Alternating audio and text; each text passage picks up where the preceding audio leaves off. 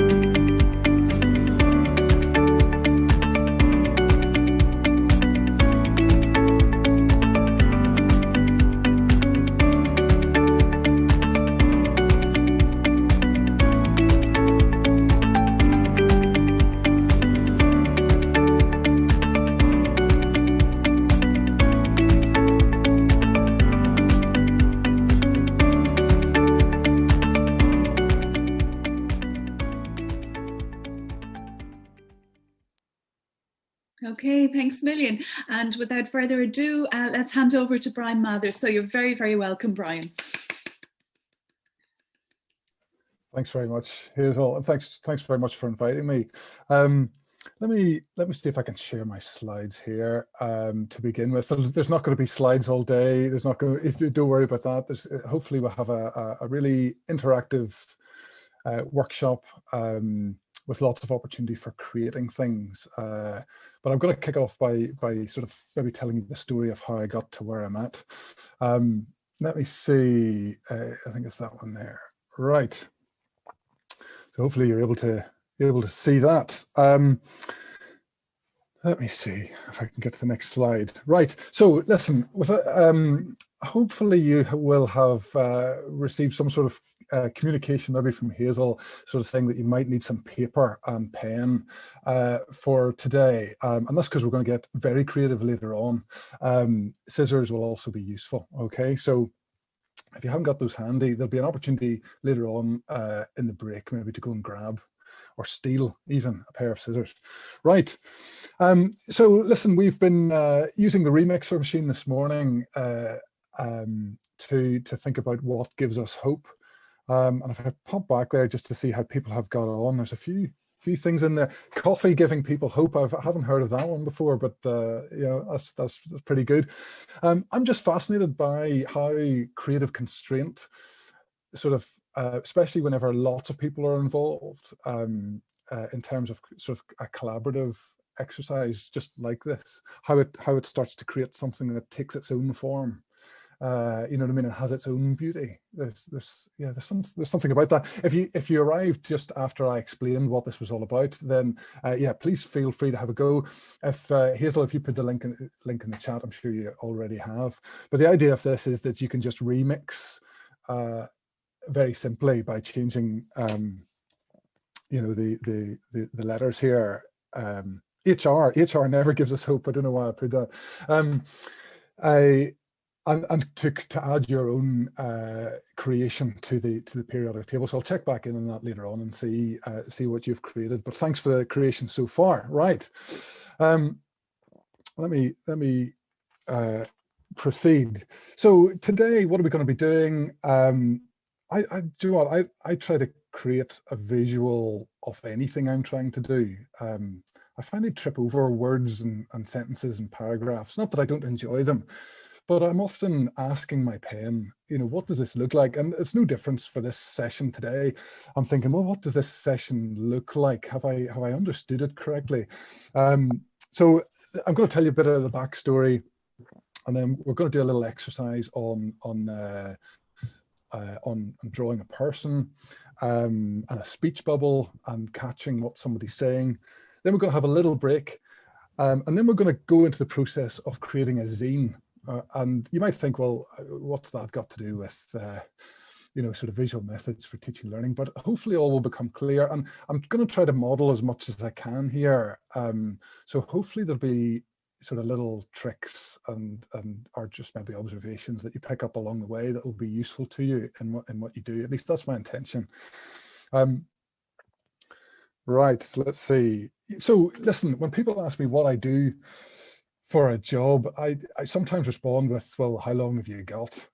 Because it's hard to explain, because it's been a bit of an accidental journey, but essentially I translate stuff into visual things, and often the stuff is conversation.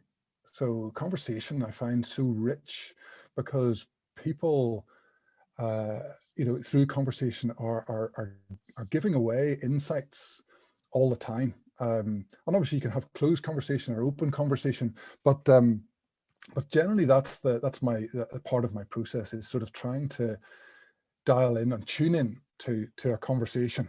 And in the last sort of 7 or 8 years, it's allowed me to sort of explore sort of various sort of different aspects of visual creation, I suppose. And a few of them I'm going to be touching on today, but aesthetic, how something feels, I think is probably one of the most important ones. So realizing that, and you'll see this on social media all the time, that the images that are shared, you can absorb very subconsciously, as in without even thinking about them, and they will give you some sort of feeling way before you read any words that are attached to them. You know what I mean? So almost there, getting the aesthetic right is like a Trojan horse, But I've also done a lot around activism. So I do a lot of work in around plastic pollution. How can we create visual stuff to lobby EU Parliament, in order to sort of get standards raised, when it comes to plastic production or waste or whatever. I've been exploring comics were a thing I wasn't really into as a kid, I suppose, but I think I've really understood the power of drawing people in particular, I suppose. How to create a visual language, I'll give you a few examples of that, as we go as well. Just so interesting, in terms of how much you can learn from what's already out there. And listen, I've probably learned the most from children's book illustrations, you know what I mean, as my kids have grown up, and just noticing how different illustrators sort of have created stuff, I find fascinating. I'm just going to give you an example of some of the stuff I've created, because you may have come across some of it, you might not have, but this was from a campaign by the Open University. It turns out they were founded sort of the same year that of the first moon landings, and I suppose there was a conversation that I absorbed and tuned into, and it sort of fits with their sort of explorative, sort of open degree sort of approach. So using metaphors, sort of tuning into those metaphors is definitely something I try to do. This is maybe more of a visual language, and the visual language we settled on here was the golden age of travel. So this is, you might not have come across the GoGN network. It's a graduate network of those working towards PhDs in and around open research. And you see these penguins at the side here, once we started creating these characters, seriously, they got everywhere. It's an outrage, really. But the idea of being able to use characters and also to use humor, really. Humor is, your chief weapon, really. There's a book cover I designed And again, from conversation, you know, and looking at, you know, whenever you're doing anything like a book cover, you're thinking, what's going to be different? What's going to be something that's going to grab people's attention? And again, just trying to using the humor that emerged from the conversation. But again, it's not Bryan's clever ideas. It's the clues are hidden in the conversation.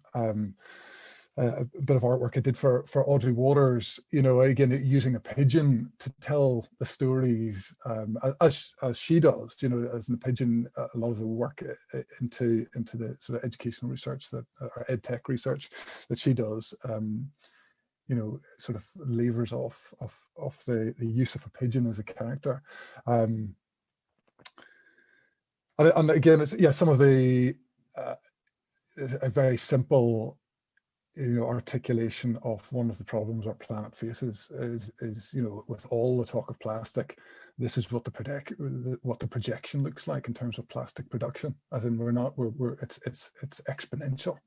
I'm trying to catch that or capture that in a way that's not going to beat people over the head, but that you know, the people are going to be open to is easier said than done. You know what I mean? But again, humor being the sort of the chief weapon, and it's all really comes down to that turtle's eye in terms of how it's looking at you, and in terms of what that piece is trying to say.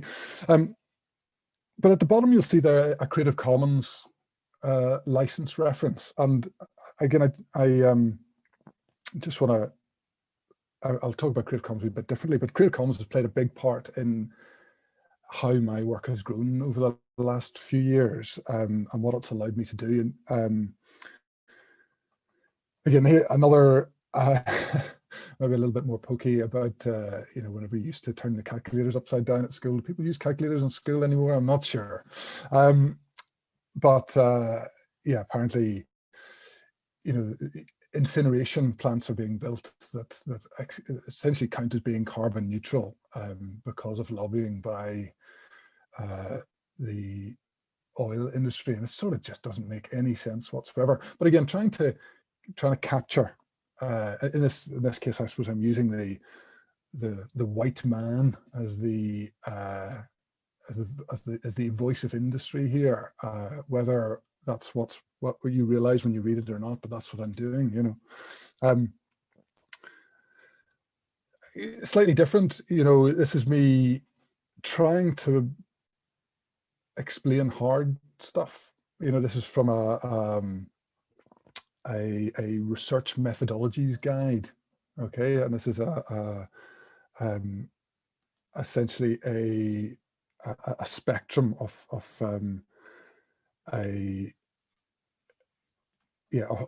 research methodologies, and it was an odd one to me because actually I'm not an academic, you know, I'm not. This is stuff doesn't get me out of bed, but understanding people, I you know, I'm trying to tune into them. Obviously, I'm really passionate about that, and often I'm just asking them, tell me why are you writing this guide? Why are you trying to help people understand about research methodologies? As in, and what, and to play dumb, you know, to talk to me, tell me, you know, how does this work? And if you ask people to do that, you know, they will automatically use metaphors. You know, you can't help it. They just come out. They're baked into our language, right? Whereas if you got people to write you an email, it would be much more sterile. It would be much more overthought, maybe. And that's what that's what I love about conversation, is that hidden is these clues that are visual, that if you can grab, it brings the thing you're trying to explain to life, okay? A lot of the time I'm trying to break things down. I'm trying to, so this is from an article written by Mozilla, and, you know, it amazes me that often, you know, it's just like, here are the 8 things you need to think about when making your Zoom more private. And I'm like, oh, well, what do they look like? You know, what do they feel like? Because why not help people absorb them better, you know, by giving a visual representation? Obviously, things like emoji and things like icons help that with a sort of, you know, absorption, I suppose. Again, this is from from University of Manchester, and trying to help programmers think about how to get a job, and that it's not just about your coding skills that will maybe give you satisfaction in life, but about the wider you. And again, just trying to break every part of those golden rules down and think, well, what does that look like? What are you? And often you're hinging on one word and putting it into Google Images and seeing what comes back at you and going, no, that's not it. That's not. Oh, that's it. Oh, let's take that. Let's take that. And baking in your own humor and your own insight. This was a conversation I had with Eamon Costello, at Dublin City University, and this was really important to me because so even though it was sort of illustrating some of his work, it came we realized that the version of Irish history that I got from school was very different from the version of Irish history that he got from school. And it turned out I got the British version of Irish history, which didn't contain much Irish history. And again, that was just an eye-opener, you know what I mean? But also it fed into then the things that we ended up creating, or the things that I created on top of his words, as it were. But here we were just talking about sort of conscripted words and the, you know, I suppose English being adopted in Ireland, you know, and or being the forced adoption of English in Ireland, I suppose, and some concepts in and around that. But so often this thing gets to the very core of who I am, I suppose. And even, you know, some of the best stuff that I think I create comes from my own reflections of, you know, like in preparing for this talk, or preparing for previous talks, and the monkey on your back that sort of says, you're an imposter, you know, you know, the imposter syndrome, I suppose we all recognize it, but also just sort of you know, whenever I recognize that as a roller coaster ride, I'm like, well, what do I mean by that? And my pen starts to tell me what I mean by that, and that helps me understand myself, I suppose, a bit better. And then I share that, and other people resonate with it. And often I'm thinking about, well, what would someone stick on their laptop? You know what I mean? What would someone put on a t-shirt? Because a lot of the things I've created have ended up in stickers and t-shirts. And therefore, how can it be iconic? And often there's no way of knowing until you put it out there and people grab it, you know, and people start doing that. But here's the thing.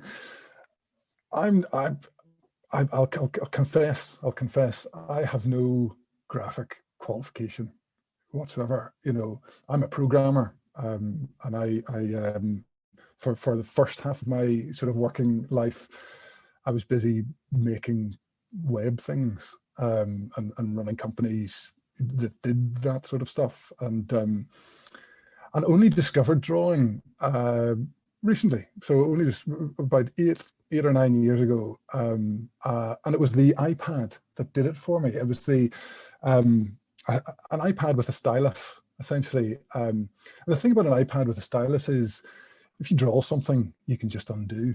It's very forgiving. So you can draw it wrong 9 times, and then draw it, and oh, I'm happy with that, and you can move on. So somehow that was essential in me being able to create stuff, and essentially since then no one has told me to stop. So and that's partly of, you know, how I've got to where I am, where I'm doing this full time now. It's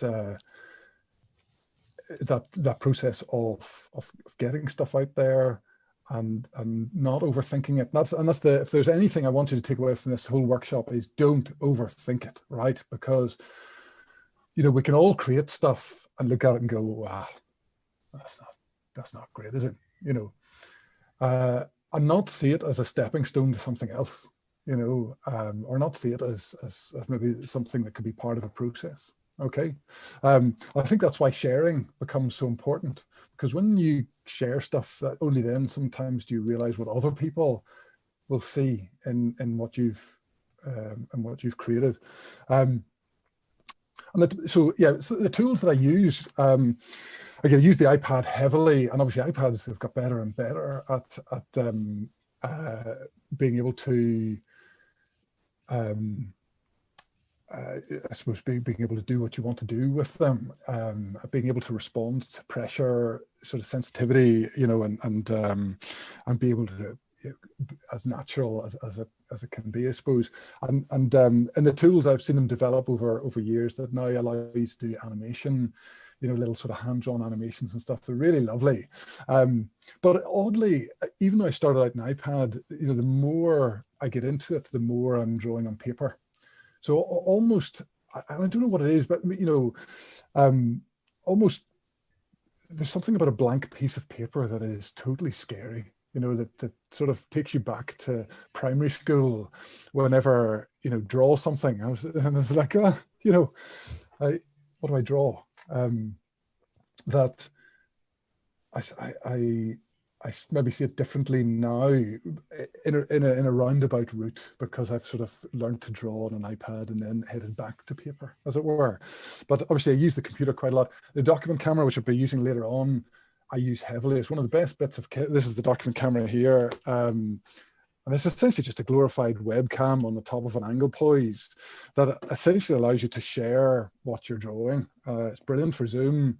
And it also allows you to do, so I used to do sort of live drawing. I'll do some a wee bit later. And even though, I just want to talk about software just for a little 30 seconds.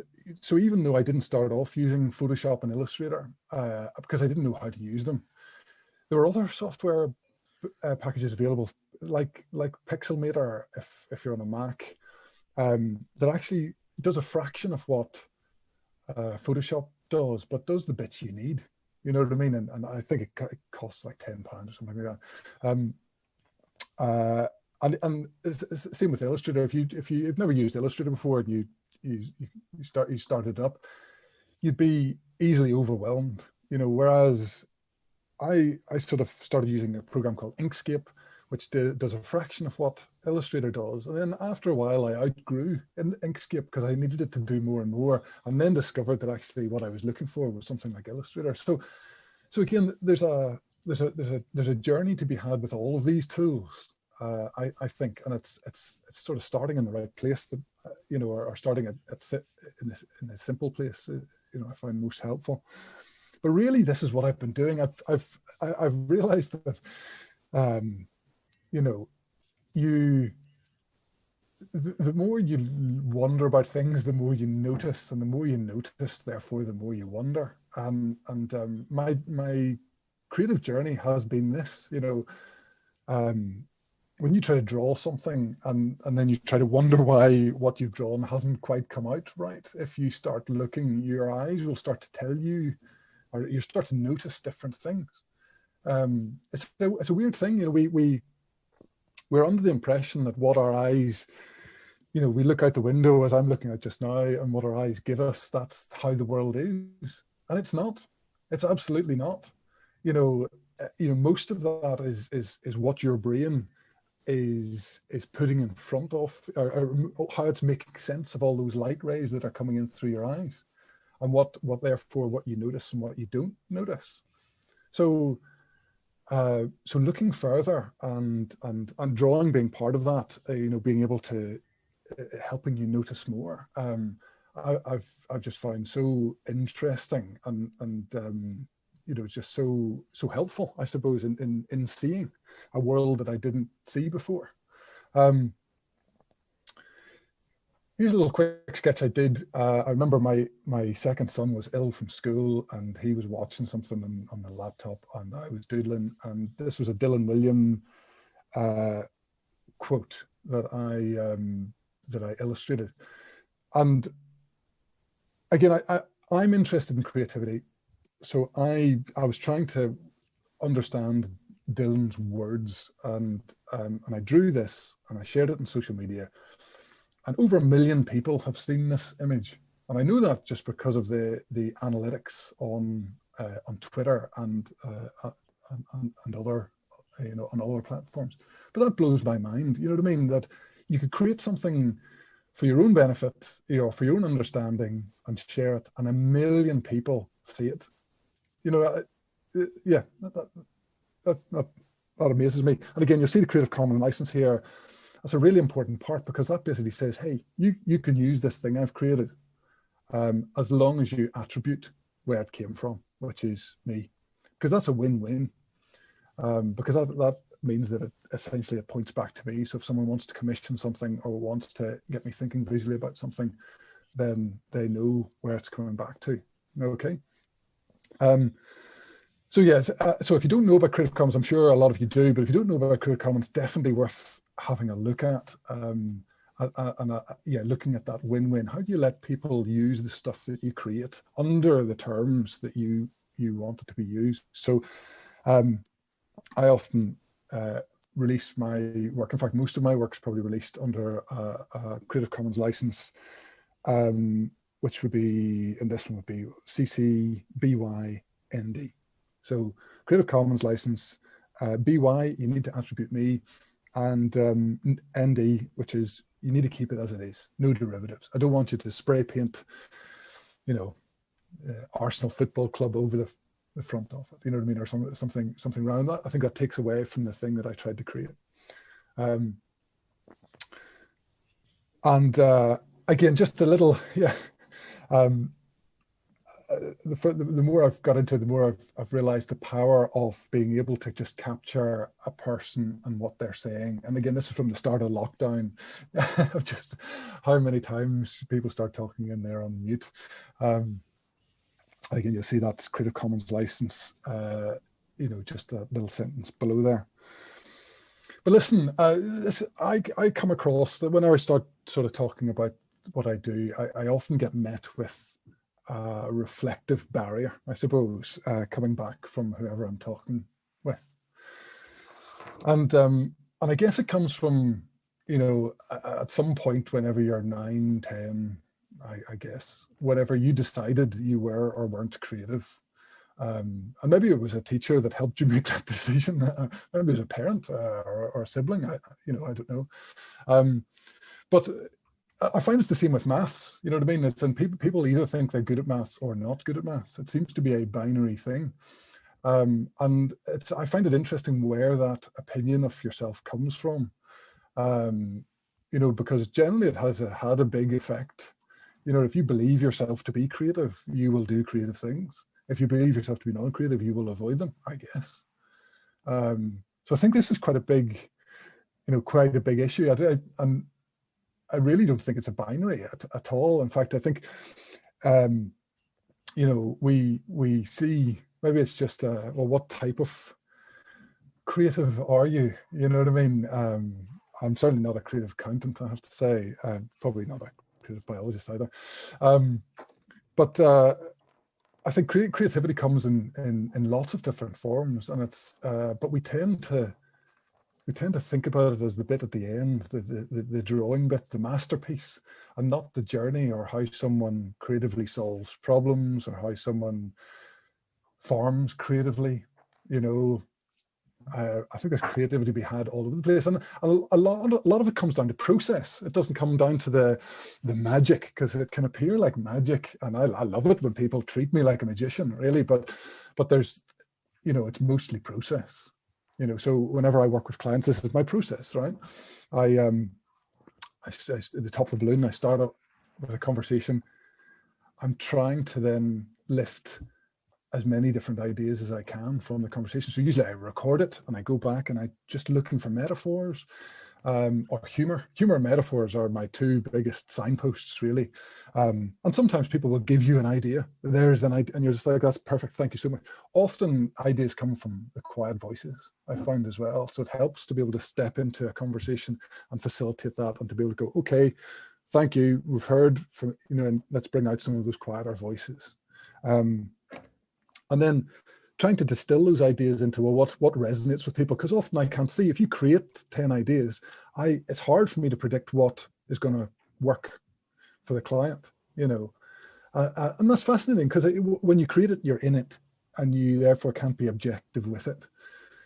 And so I go wide and and give them 10 ideas, and they can go, well, look, we really, number 2, and if we could have a bit of number 3 in there. And that's when we start to add color. You know what I mean? Because color gives you just so many options that really, stick to, or I tend to stick to black and white. Stick to what let's decide what we're creating first, and then we can sort of bring it to life.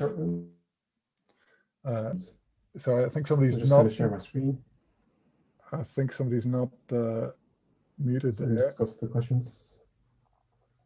Oh, is anybody else saying that? Maybe if you find yourself unmuted, maybe you could mute yourself there. Thank you. And I promise I'll be done with these slides in very shortly. But yeah, back to my point here.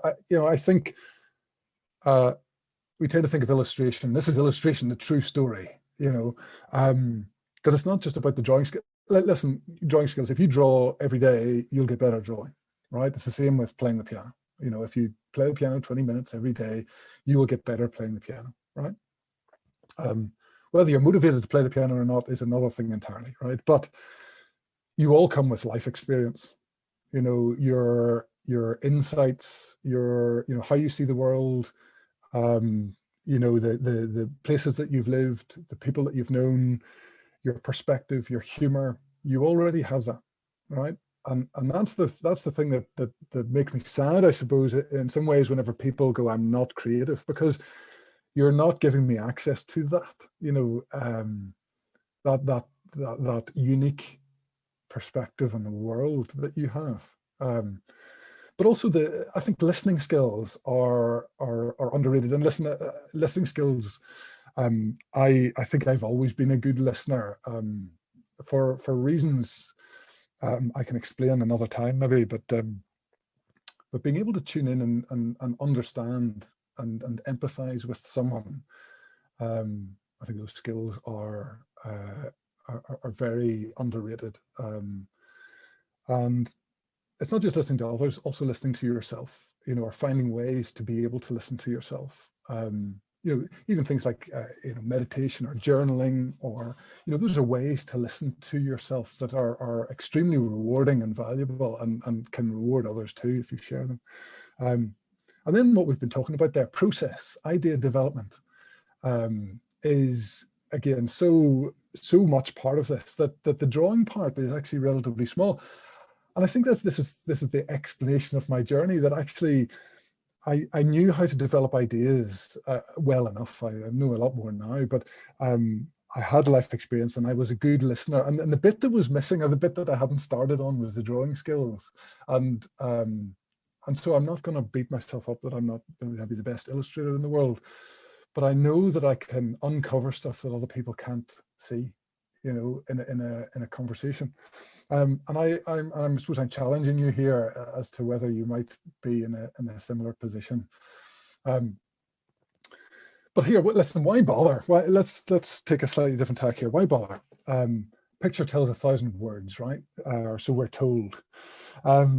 But it's also a hook, for good and for bad, maybe into what it is that you're trying to say. And these days, of course, pictures aren't just pictures. So we've talked about sort of drawings, but and obviously in the web, a lot of stock photography gets used. And I don't tend to use a lot of stock photography, but it can be helpful and it can be unhelpful. It can feel very stock photography-ish. And there's a million images out there to be used, but it also can add some flavor to what it is that your words are maybe trying to say. But like my kids are crazy about memes, and it really tickles me that, this very simple combination of picture, some words, and a social reference, can be so powerful. And again, GIFs, I know some GIF masters who are just so, they just seem to know the right GIF to use and at the right time, that again can capture a feeling or an emotion so well. But yeah, aesthetic, when you create something, what does it say? What does it feel like? Is often the first thing I'm thinking about. because often if we create things with computers, it feels like it's been created by a computer, right? In fact, if you use, Calibri font, and you use a sort of standard Microsoft headings, it will feel like your document was created 10 years ago, right? Because of the fonts that you use, the sort of the standard Microsoft fonts, right? And that's neither good nor bad, really, but it has an influence into how it's received by the person that maybe you're trying to reach, right? I think quite often as educators, maybe we're guilty of creating stuff that is convenient for us, maybe because we've got no time, and again, I'm not reading into your situations really, but it's worth thinking about how it's received. And things like whenever things are humorous, or whenever things are friendly, whenever they're easy or genuine. That's why I whenever I'm creating slides like I've done for you today, they're hand-drawn because it feels more genuine. I think, it feels more real, and that's what I'm trying to be. It's what I'm trying to put across to you with the thoughts and reflections and whatever else. And sometimes whenever you make things feel easy, with the use of Comic Sans, maybe, if you're a primary school educator, sometimes that's a blessing and a curse, because sometimes things trick you. They feel easy and then they aren't easy, and you're like, I've been tricked by this, So again, there's a blessing and a curse to how things feel, but it is worthwhile thinking about it. I don't know if you're aware of the Horrible Histories, maybe TV programs, but the Horrible Histories books, I think, they just hit the sweet spot of sort of material, because they seem to have that, they're knowledge rich, they're very visual, and they're littered with humor, and I'm just amazed at how my 10-year-old is all over them, and I can sit down and as an adult, they also reach me too, and everything in between. And so that's that sort of that mixture of elements, the sort of knowledge, visual, and humor, I think is the sweet spot. I'm not going to dwell too much on this actually, but a lot of my journey has been getting over myself, and not overthinking it. And realizing that yes, drawing gets better every day, but usually the hardest step is just starting. And giving something a go and getting it out there, being brave, I suppose. But there's also maybe I should just draw attention to imitation. Yeah, imitate, but don't compare. Yeah, listen, I have absorbed, again, children's illustrations, more than anything else, and have absorbed how illustrators have drawn things or have articulated things, and yeah, I would encourage you to do that. But don't compare yourself to, what you see out there. It's more important that you craft your own journey. Otherwise, you'll decide that maybe you aren't good enough, and that would be a great shame. So in terms of the things that you might want to create, you know what I mean. Obviously, there's lots of maybe you have come across most of these, before. Again, I found the area of cartoons, once I sort of got into them, just so, I suppose they just give me so many new tools in my bag, in terms of, in particular, in terms of how people speech bubble and how impactful that can be. And that's exactly what we're going to do now. So listen, I have talked for long enough, and we are going to have a go at doing stuff, right? Now let me see. I'm going to use the document camera for this. So I'm going to try to. I'm going to share.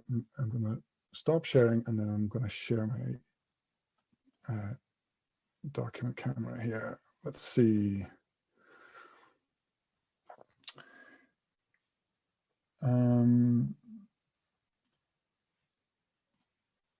Right, so look, there's my, I do have a running order here. I am planning things. That's good. You'll be pleased to know. So there's my document camera that just allows me to share what I have in front of me. I've got a big piece of A3 white paper here. And listen, yeah, again, one of the most useful things whether I'm live drawing or whether I'm trying to think through and digest what a conversation, what's in a conversation, it's just simply by drawing head and shoulders and a speech bubble. Okay, and when I go to draw, people generally have sort of ovalish shaped heads. But again, I think the trick here is to not overthink it. Everybody starts off as bald for me. I think it's the way forward. I'm just saying that, but generally I sort of add a bit of hair later on. I know very little about hair really. Sometimes they get eyebrows.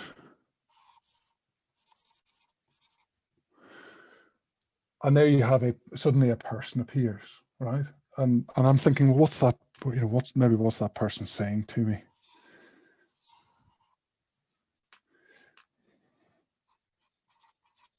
Maybe they're saying, too many slides, Brian. I don't know. So let me show you that again. So, circle or oval, I suppose, for a head. Some sort of nose.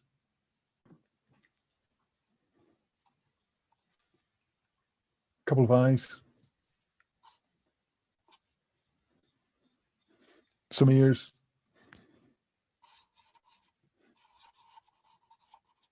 Some bigger hair this time.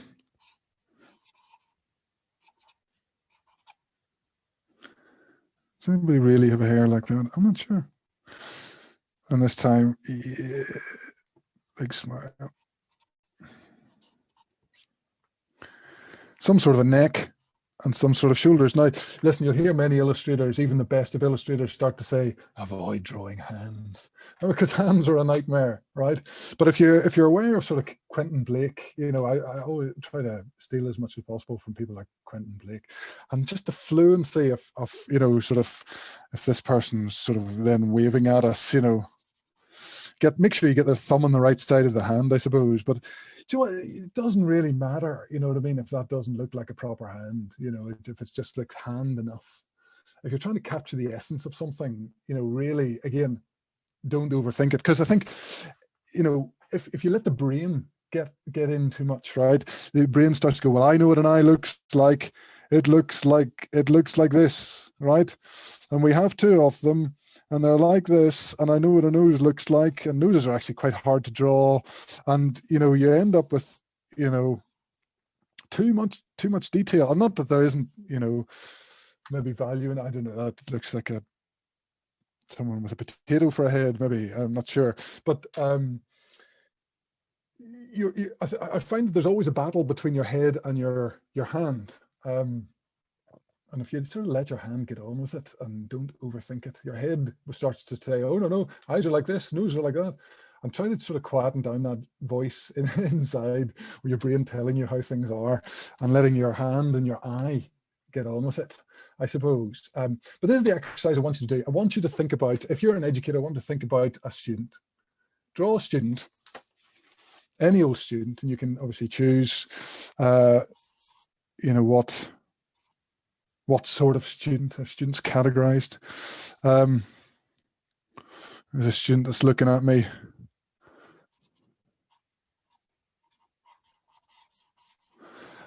And draw little head and shoulders. And then what I want you to do is to ask yourself, what's that student saying to me? So just put some words in the speech bubble. Have a look at because this is what happens. You start looking at your creation, and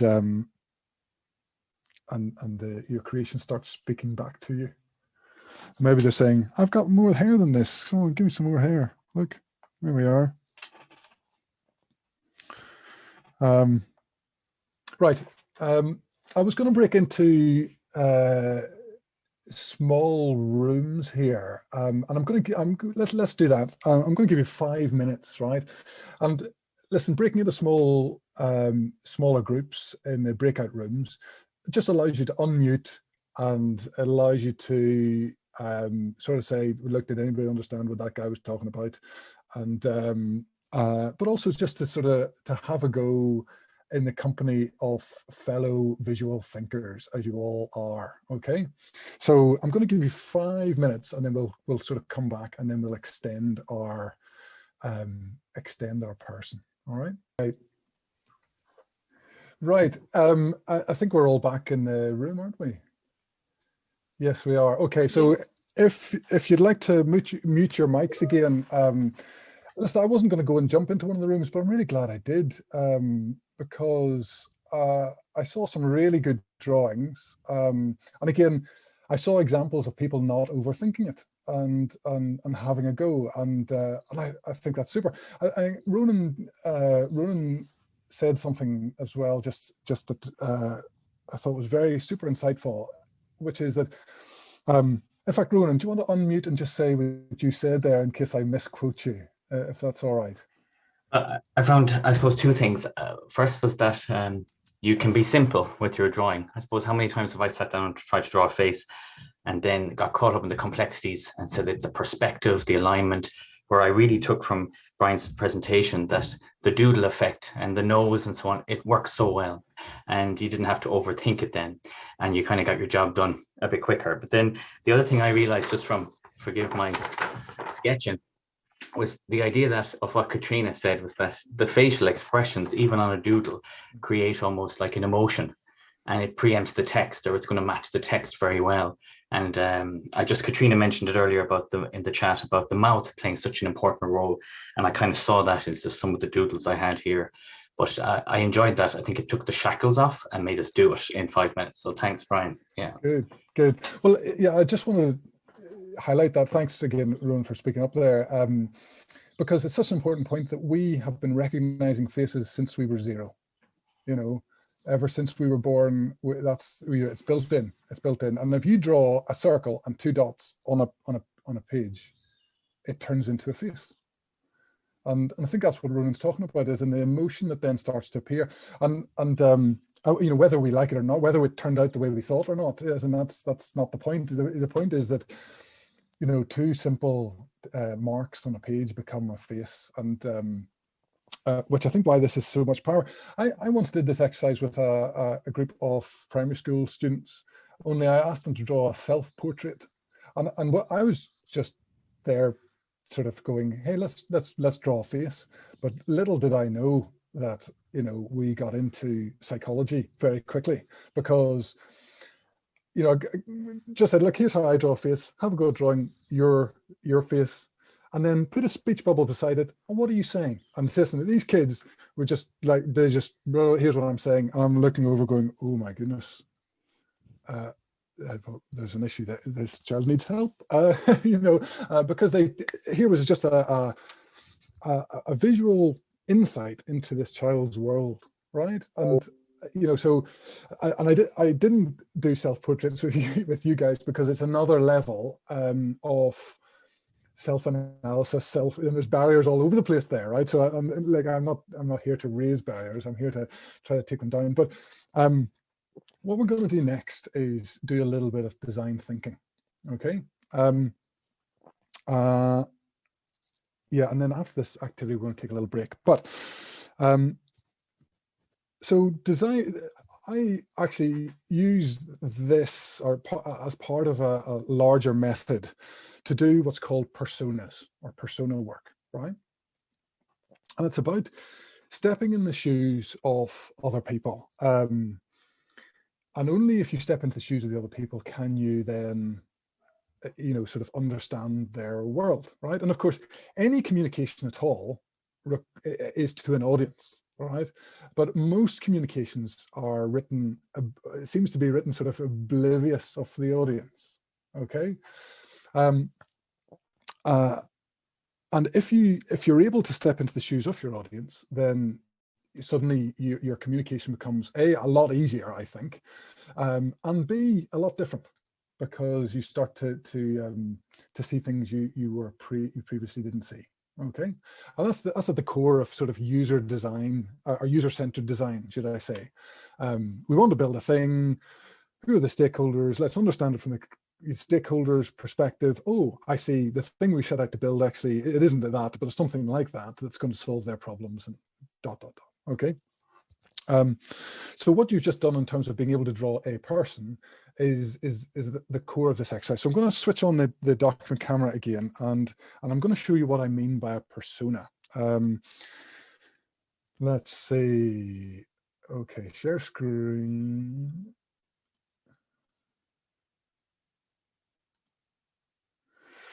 Right, so hopefully there we are, back to a few.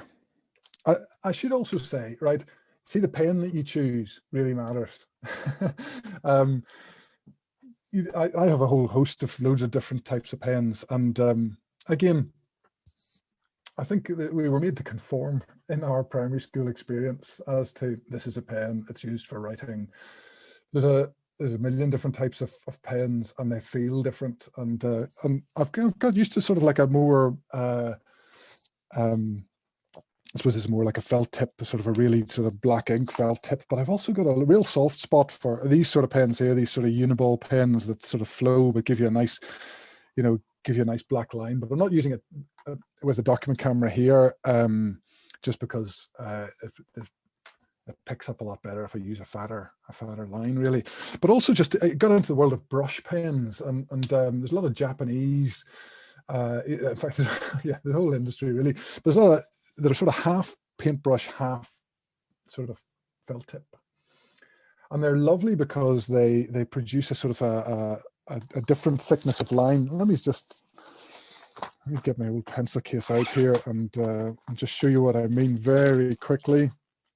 This is a brush pen here. This and I don't know if you can see the you maybe come across one of these, but you can do quite a thin line and quite a thick line. And it just means that whenever you draw something, right, it's suddenly with a brush pen, it's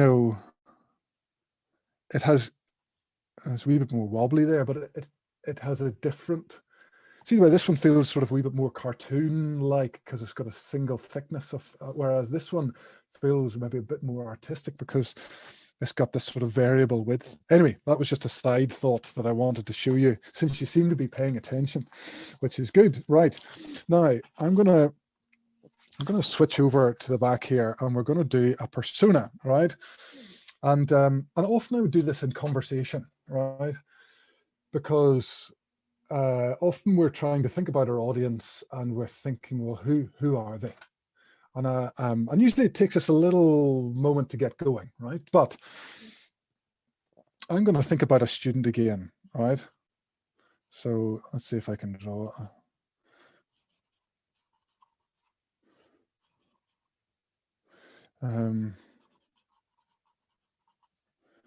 Here's a student.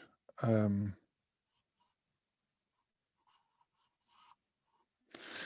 I'm going to give my student a name. Okay, so I'm going to call my student Sosha. And even though Sosha isn't real, right, she's sort of real. Okay, she's the embodiment of my audience. She's the embodiment of someone I'm trying to reach. And when you do personas, you can think of as many different personas as you can, and then decide, well, who am I really trying to talk to? Okay, so you can maybe do 5 or 6 different personas, and then go, well, actually, the person I'm really trying to reach is Bill. You know what I mean? Because let's focus in on them. All right. But anyway, so let me see if I can develop this persona for you. What do we know about Sosha? That's what I'm asking. Well, I know Sosha's 19 and she's from Banbridge, which is where I'm originally from. And she is first year medic at UCD. And what do I know about? I should also say Sosha's preferred pronoun is she, her. Okay. Sosha, let's say Sosha had the virus over Christmas.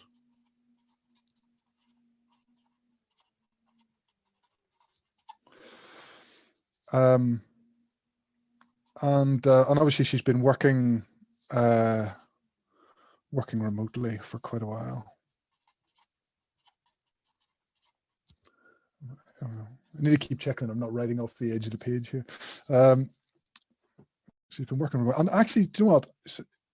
Saoirse has adapted pretty well to the craziness that's been the last year, I suppose,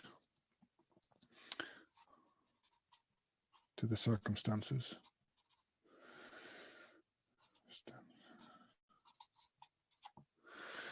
What else do I know about Saoirse? Well, she's on Instagram quite a bit. And I also know that she has had some anxiety along the way.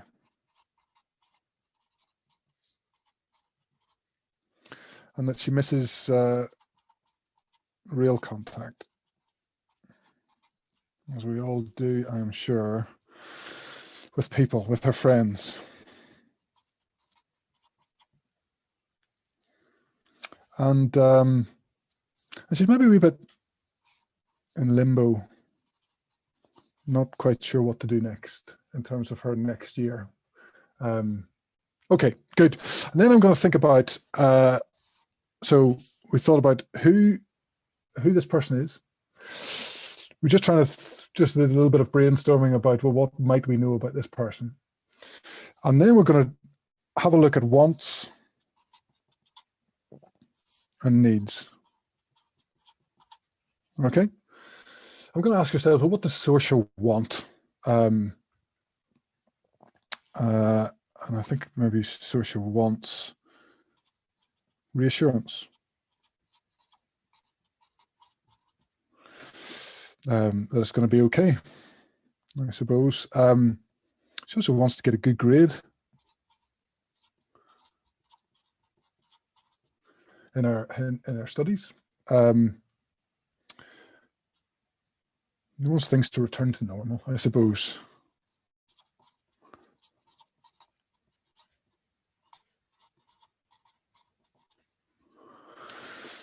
And then let's think about well, sometimes wants and needs are the same, but often they're not. You know, often,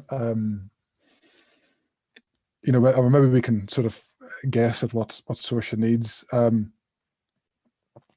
Maybe she needs to know that her peers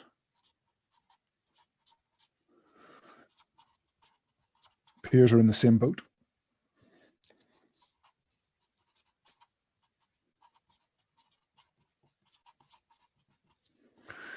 And to know that actually her adapting skills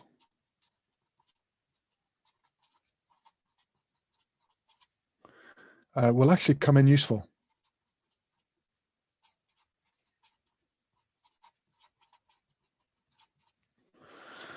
And maybe she needs also to know that she'll not be defined by this.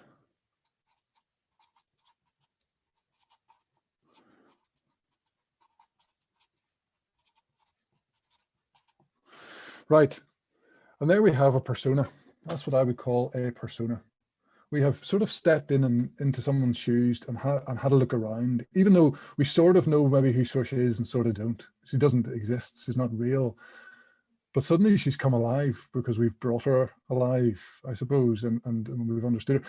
It's a wonderful thing to do if you've got a group of people, because different people will see different things, and you will end up sort of creating or constructing a cast of characters that actually you can stand back from and go, yeah, those are the people that those are the people that we all know, especially if you're dealing with educators I find very empathetic. They're quite good at stepping into the shoes of the people that they're trying to reach. It's maybe why they became educators in the first place. But so this is what I want you to do just now. I want you to have a go at a persona. So take one of the faces that you've drawn and give it a name.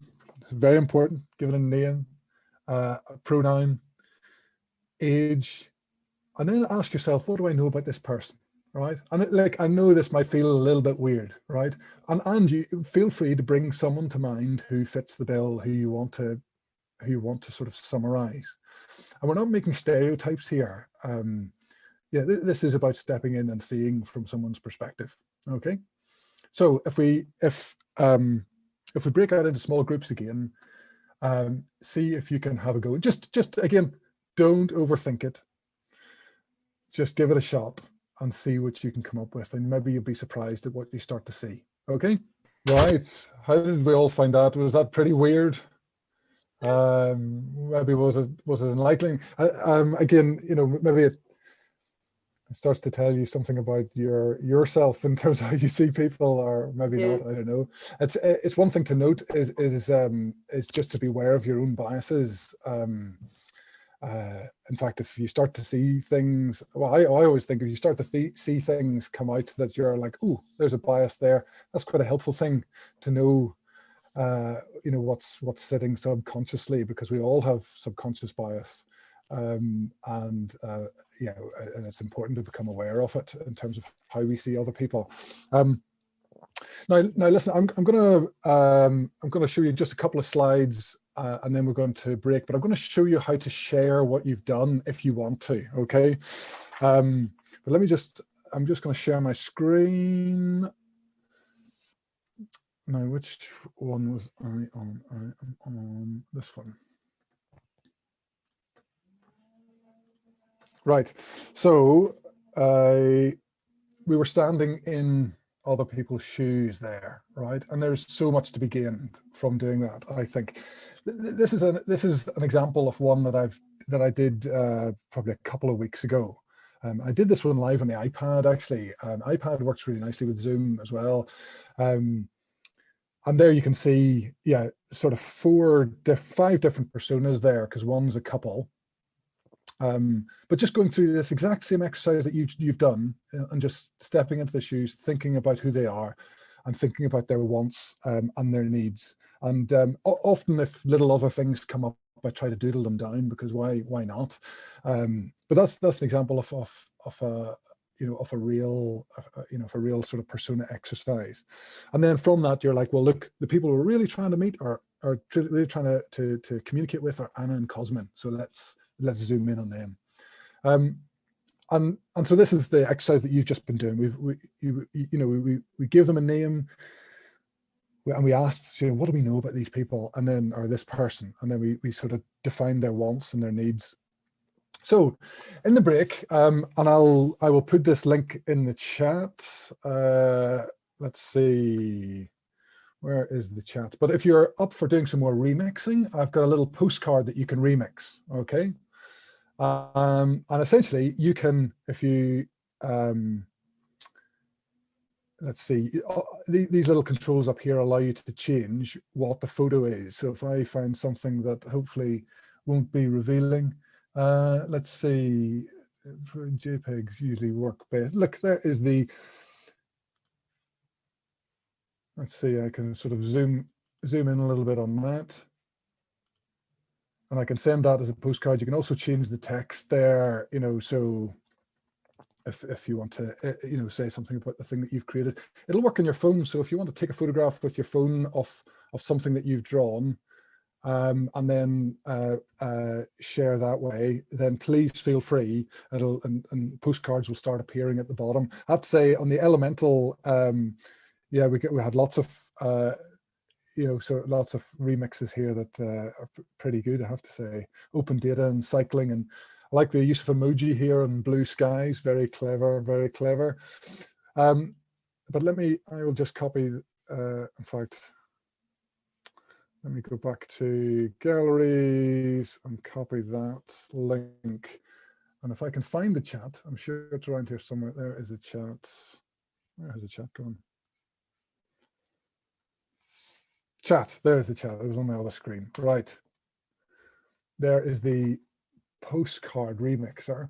And we're going to break now for 10 minutes. So if you want to stretch your legs or have a comfort break, and more importantly, maybe get yourself a cup of tea, a scone, some cream, something like that, I don't know, then please do. And we will meet back here. We're actually running on time pretty nicely, but let's try to meet back here at 11:35, and that gives you about exactly 12 minutes. But if you're always late, then try to meet here at past. You know what I'm saying? Good. Okay, so I will see you back here. You can leave yourself connected, and just if you want to face mute and audio mute, and then whenever you come back, you can unmute yourself, and then we can get going on the second half. So yeah, if you have a chance to share what you've done by postcard, then please do. Right. And I'm also going to get myself a cup of tea, I think. Brian, there's a question in the chat asking, how do we share to all? So if you use the remixer, then everybody can see in the gallery of the remixer. So so if you upload a photograph of what you've done. Hello. Let's see. I didn't know we had such a thing. That's great. Just been seeing the postcards appearing, which is brilliant. I can see people have been working really hard. Let me just share my screen here so we can all see. Share. Sometimes forget to click the share button there. Yeah, tea and lemon break. Good. I think you're getting into the swing of it now, which is good. But and if you want to have a closer look at some of the postcards as they appear, if you click on them and click view, then obviously you can have a bigger view, and obviously you can also start remixing someone else's remix, and that's when it gets a bit crazy. But some really good examples there. Yeah, so please, as for the rest of the session, if there's things that you'd like to share, then please share them there, because yeah, they paint a picture of the whole of the workshop as a whole. So well done. Right, now let's get back to it. So yes, in the break we've been doing some remixing, which is good, and hopefully, yeah. Maybe you're thinking, well, hold on a minute, right? Why are we thinking about Sourshare? Why are we thinking about stepping into the shoes of people? Let's see. There's my little friendly coffee cup. Well, again, let's remind ourselves, because whenever you're creating anything, it generally has an audience, generally has a purpose. And literally, these are the first two questions that I ask on any recorded conversation project. Is what are you saying and who are you saying it to? And unless you know who you're saying it to, actually what you're saying can really change. So we've been focusing this morning on who are we saying it to, but just by drawing a picture of a face and trying to then flesh that out, you start to get a picture of oh, right, well, I think I know who I'm talking to now. So now it's time to decide what I'm saying to that person. And it feels like you're talking to I suppose, like a real person. And again, this is my experience of what quite often happens, either whether people are trying to build software for other people's use, or they're trying to put together something for other people's benefit, that quite often they don't necessarily take the audience into account, and that they create something that is very much from their world, and sometimes that's the place to start, and there's definitely value to be had from the creator's perspective. But the trick is to step into the shoes of the person that you're trying to reach. And one of the best ways that I know of doing that, in fact, I'm not going to play this video because I'm going to show you it live with my document camera here. Let's see, if I stop showing that, and if I share the visualizer. Brian, there's a question in the chat there about using the Remixer site. It says, how do we use the Remixer site? Sorry if it's too late to ask, but yeah, no problem. Well, let me come back to that actually, and I'll just give another little demonstration of that, because yeah, if you looked away, you might have missed that, so that's totally fair. Let me jump back to my document camera here. So often when you're trying to get your message across to someone, a few years ago, I discovered zines, right? And seriously, they opened a door for me that wasn't there before, right? So here's an example of a zine. And if I sort of take that out of the way a little bit, okay? What is a zine? Zine is a little booklet, all right? So here's a zine that I made, and I sort of drew it on the iPad. And essentially, it's the place where I live in London, which is a province sort of off the east coast of Ireland, insignificant. You might have heard of it. Anyway, in Brockley, which is the place I live in London, we were trying to get a library of things up and running.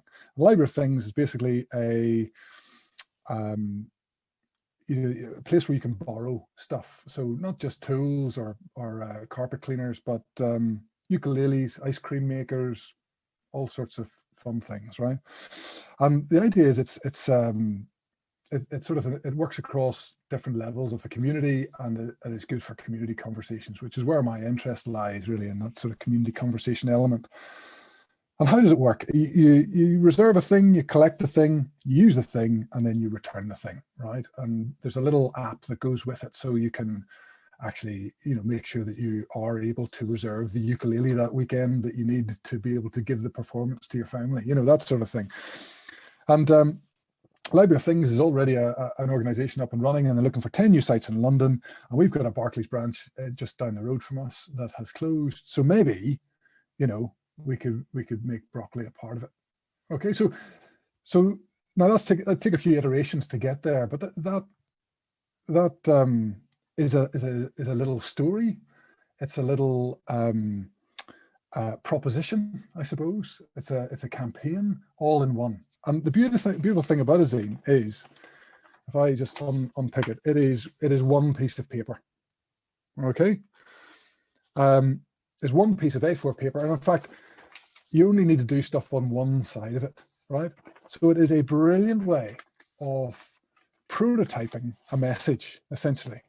So if I put it back together, and it's one of the most effective ways of thinking through a message. So even if you don't use the zine itself to be able to get your message across, it's a great way of trying to, it's like creative constraint, I suppose. It's trying to bottle your message down into a very small, punchy element, and actually something in a format that you can try out on someone to see whether they can understand what you're saying. Okay, and we're going to spend the rest of the session today making a zine. I'm going to show you how to make a zine. Okay, and we're going to think about our persona, Sorcha, because Sorcha is going to be, we've decided Sorcha is, or she's certainly my audience, as in you can use the persona that you have done.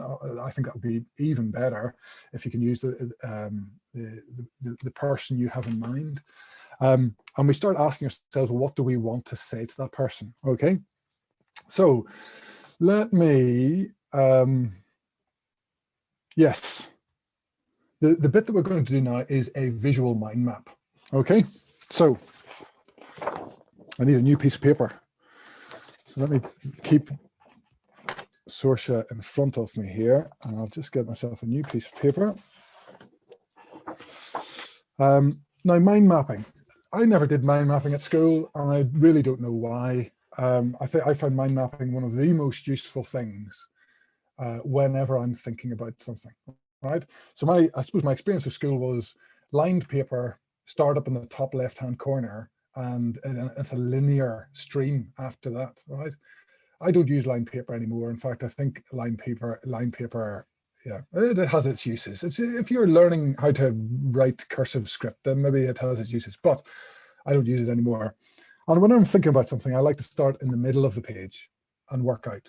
Okay, and mind maps, whenever I came across mind maps, just like, hold on a minute, this makes complete sense. And it's a very simple thing. Now, you're all very sensible adults, and you're probably using mind maps years ahead of me, but I'm a reasonably late adopter. But very simply, you know, what am I saying to Saoirse? Because I'm thinking about it, I put it in a nice thinky cloud, right? And I'm just going to think out from that middle cloud there. So I'm going to get a little bit visual, but you don't have to start visual. Okay, so what am I saying? I'm saying, do you know what, Saoirse? It's going to be okay.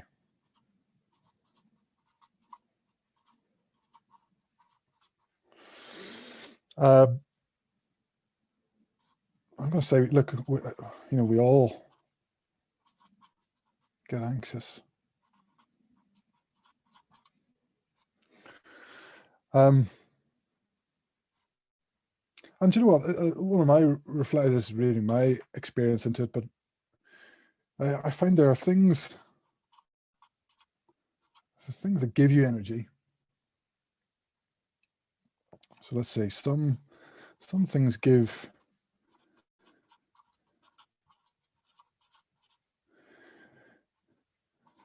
and others take energy. That's neither good or bad really, but I find that whenever I get anxious about stuff, you know, often I'm in a low energy. You know what I mean? And if I sit back and I think about the things that have, some things give me energy and some things, you know what I mean? If I focus on the things that give me energy, quite often that really helps me get a better balance, right? So I'm reading my own situation into what I'm trying to tell Saoirse, because it's personal, right? I suppose. What else am I saying? You know, another thing I've maybe found out is that isolation, which obviously we've all discovered a new degree of isolation, maybe. I don't know, can make your perspective go up and down. So I find, yeah, again, it's sort of, yeah.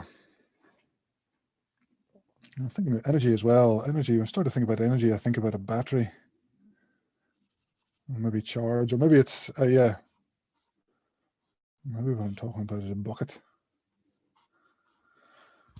It's either filling your bucket or emptying your bucket, you know. And that I've already said, whenever we did the persona,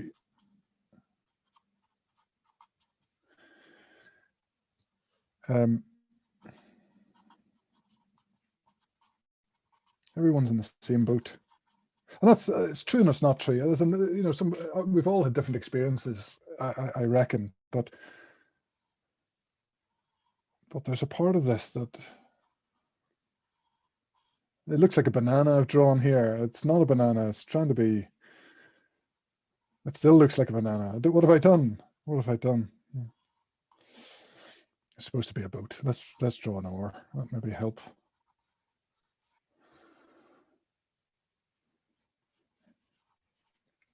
Right, everyone's in the same boat.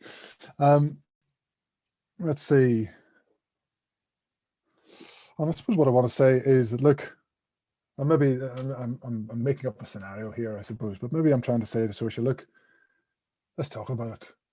You know, or do you need to talk about it? We're open to, we're all ears, you know. So,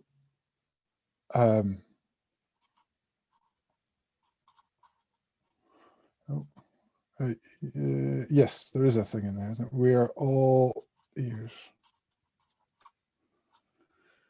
to be able to listen, right? And I want to draw an ear now. Ears are weird things to draw, I have to say. Again, look, a lot of things, if I said to you as well, here, draw a bicycle, you know, and you draw a bicycle, you'd be like, this looks all wrong, what have I done, right?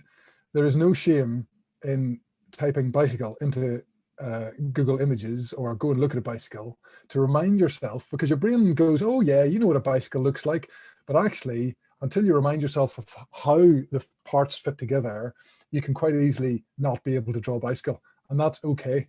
Because I can't draw lots of things. But I find that if I drew a bicycle yesterday, I have a very high chance of being able to draw a bicycle today. Okay, so things like ears, where you're like, I want to draw an ear.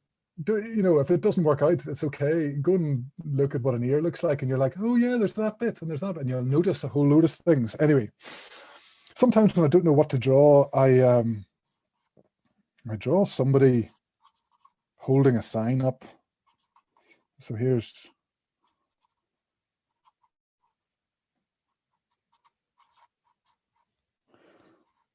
Because that's what, yeah, a little message we're trying to give there. And as you can see, look, even me thinking it through, I'm using things like we're all in the same boat. It's a metaphor, you know, it's already there. Or some things fill you up, some things drain you. That sounds like a bucket to me, but it might sound like something different to you, you know what I mean? And therefore, as little visual clues come along, see if you can scribble them down and see if you can doodle them. And I promise you, see if you get into the way of listening this way, you notice a lot more, and it just becomes habit. And actually now, because I've sort of live drawn so many things, if I've got my pen in hand and I'm ready, my brain knows what to do, and it just goes, oh, they just said signpost, signpost. They just said it, and the metaphors just they're there. They just come out. Okay. Anyway, we're going to break out into our breakout rooms again. And I want you to think of that, you know, what am I saying to my persona, to the person that I created, right? And there's just, again, don't overthink it. You're just, whatever comes to mind, you're looking at, you're able to look at your persona in the eye, and go, what am I trying to say to you? What would I like to say to you? You know, how can I help you? Whatever it is that the question that you want to ask, right? And just have a quick brainstorm. And let's take let's have 5 minutes for this. Okay, so if brilliant, thanks, Kim.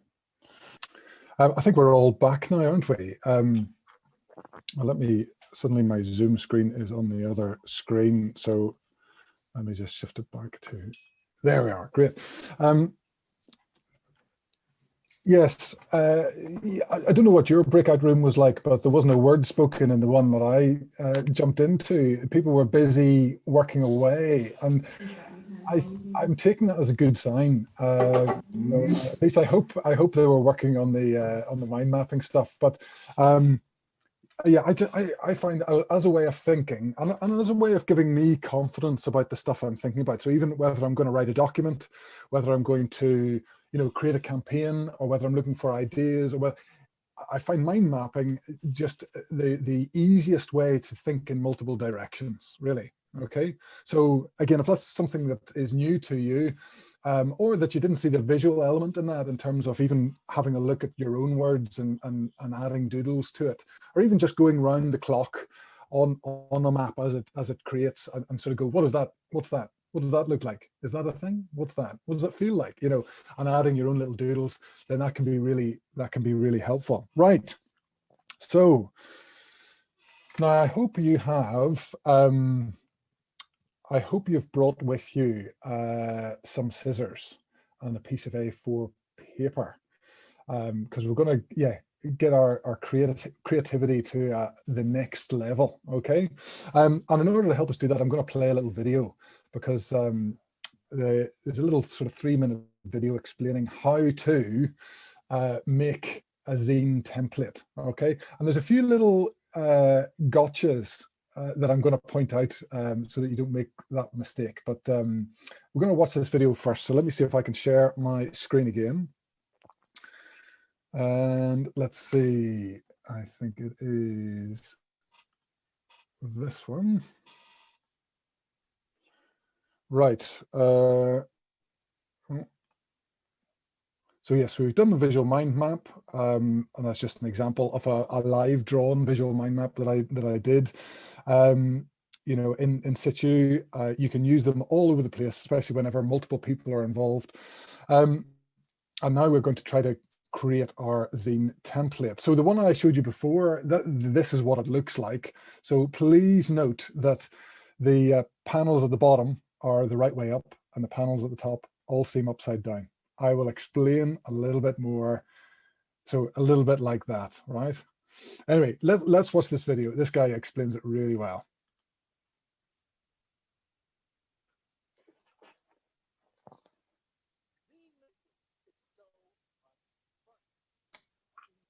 Sorry, Brian, you might need to share the video with sound. There's a little checkbox down the corner. When you go to share your screen, oh yes, you should see the little checkbox down the corner that says share computer audio or So sorry, now now where is that checkbox? so when you click on the share screen. So should I unshare and then reshare again? Yeah, absolutely. Right. Yeah. Right. So stop share. Right. So when you click on share screen, right, and share screen, and down in the bottom left-hand corner, you should see share sound. God, I never, in all my years, I never saw that tick box. There you are. Good. Thank you. You have saved me there. Let's try that again. Oh no, it's now saying to me that I need to, well, I need to put in a password. The best laid plans. Right.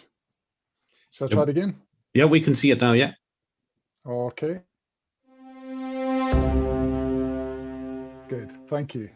Zine making, it's so much fun.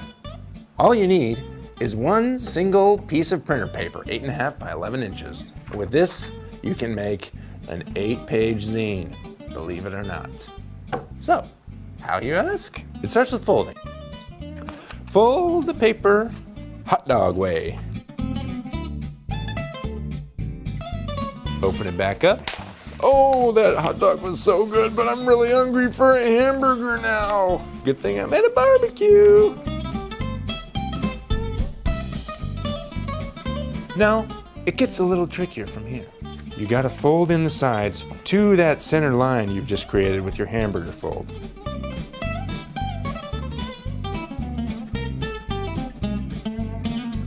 Open everything back up. And one more time with the hamburger fold.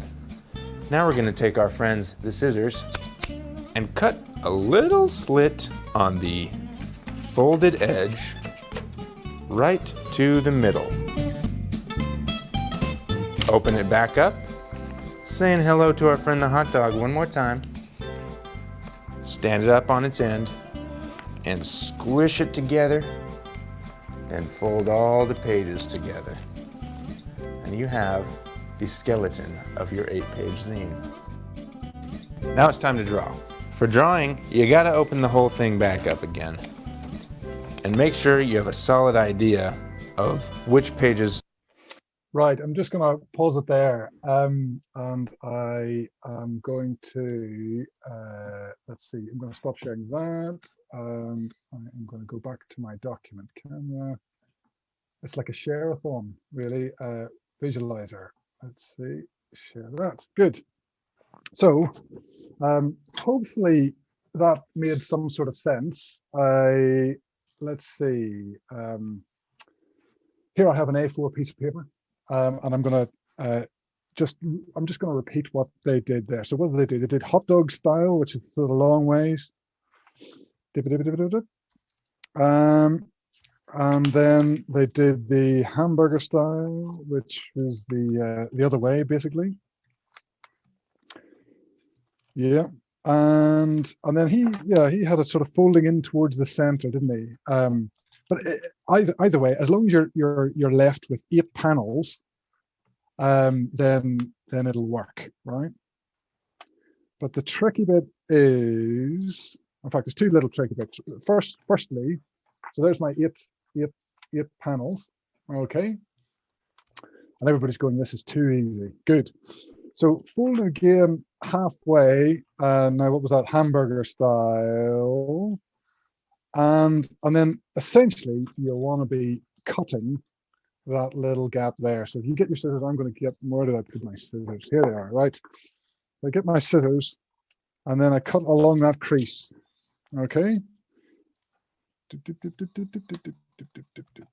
Right.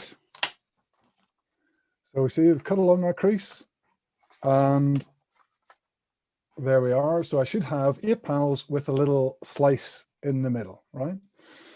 And then if I fold back along hot dog style, as he said, and then this is the other trick, right? And it is standing it up on its edge, and then you sort of squeeze it together, and you end up with sort of these 4, essentially the pages start to form, okay? And you essentially just wrap them all around each other until you have a zine, okay? So I'll just do that last bit again, because I think you're good with the 8 panels. You're probably good with the sort of the slit that we've created in the middle. And then it's hot dog style, stand up on the end. And then this sort of, hello, this mouth wants to appear. We push them together. Oh, my headphones are getting in the way here. Push them together and then just sort of wrap them around, right? And you have yourself a little zine, a little mini book, right? Now, here's the other trick. At this point, if you have a pencil, I have a pencil knocking about here somewhere. In fact, I'll just use my pen so that you can see. But if you use pencil, this will help you out, right? Because put in one of the corners, so I'm just going to put in the top corner, just put the page number, okay? So I'm 1, 2, 3, 4, 5, 6, 7, and 8. Okay, so that is the trick, is to put on page numbers, and hopefully that means that whenever you open it back up again, you will see, and actually, depending on how you folded it, it can, it can work slightly differently. But you can, for the one I've got here, I've got my page number 1, 2, 3, 4. They tend to go round in a circle, okay? But it means that you don't make the mistake of drawing upside down on the top ones, which is a very easy mistake to make. All right.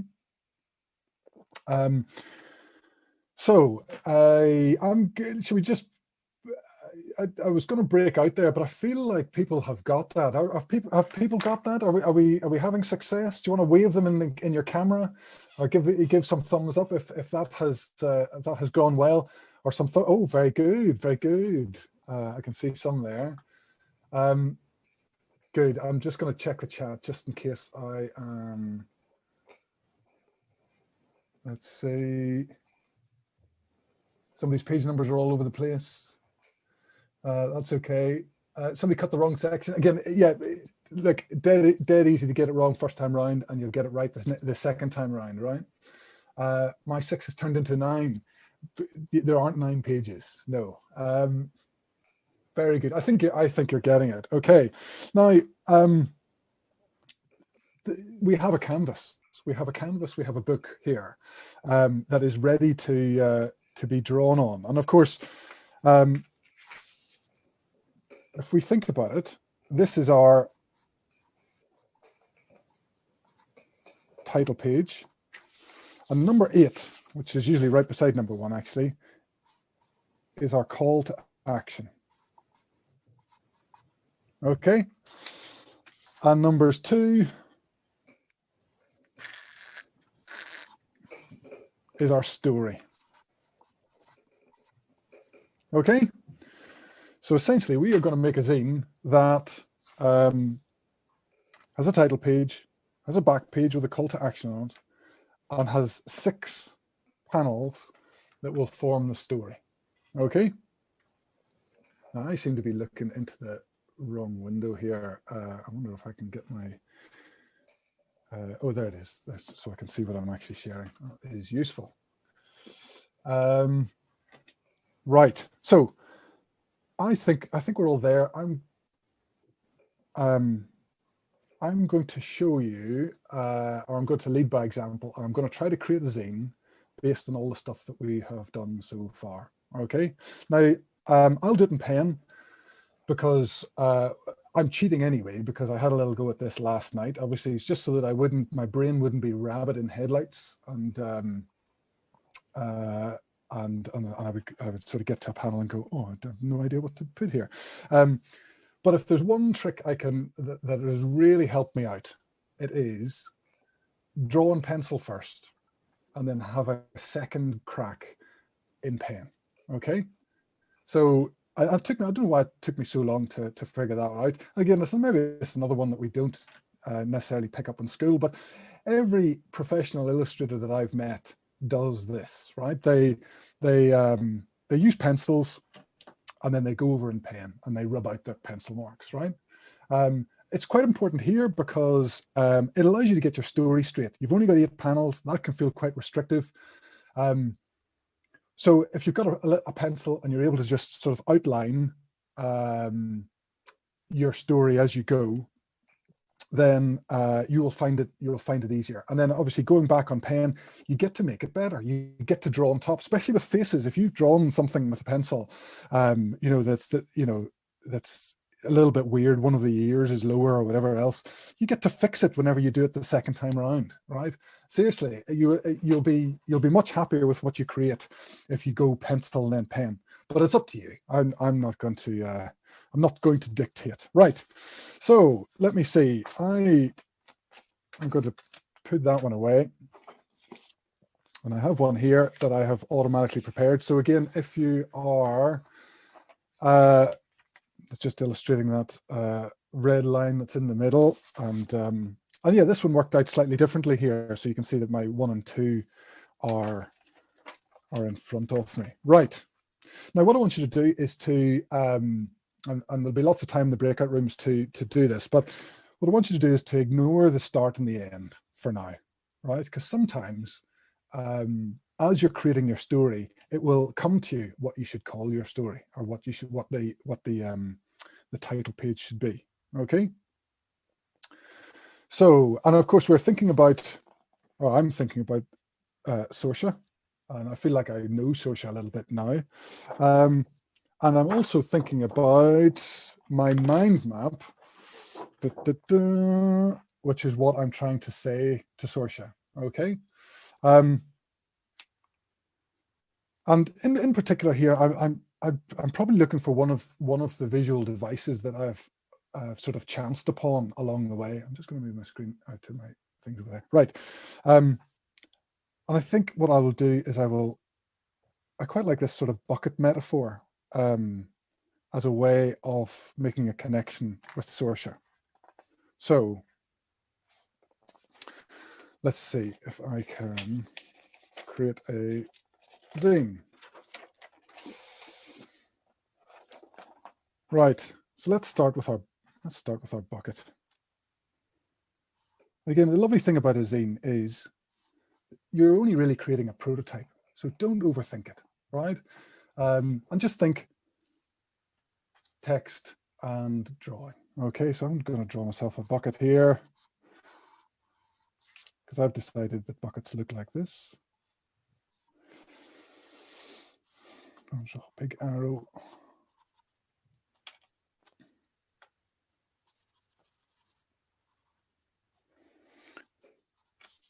Let's see, can you see that? All right.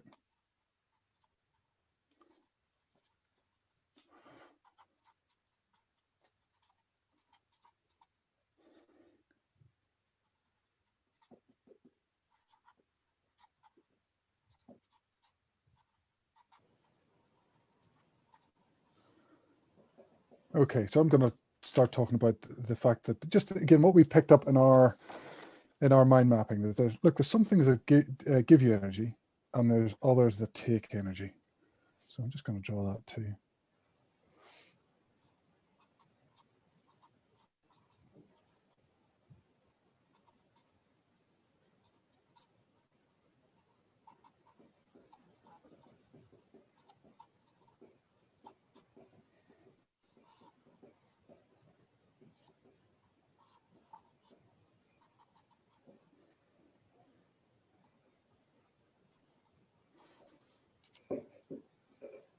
Looks like the bucket's peeing really, but you know.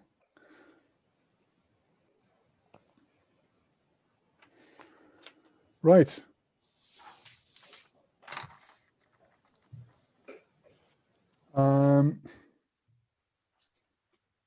I'm actually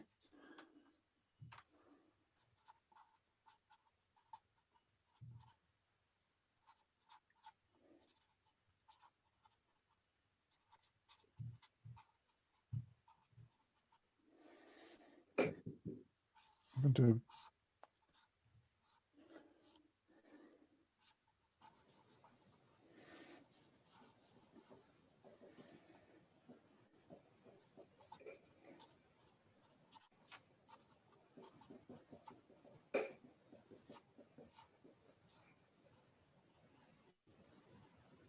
so there's my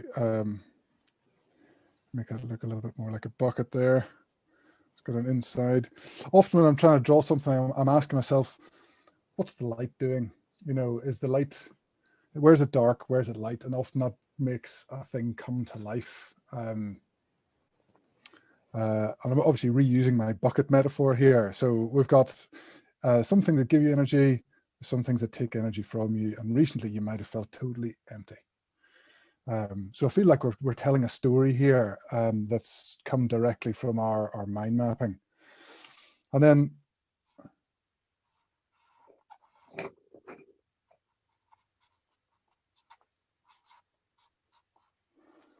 because I'm going to have that person holding up that sign.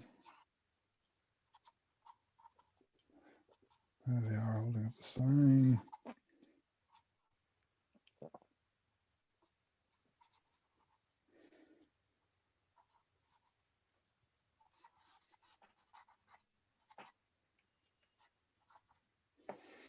That is okay.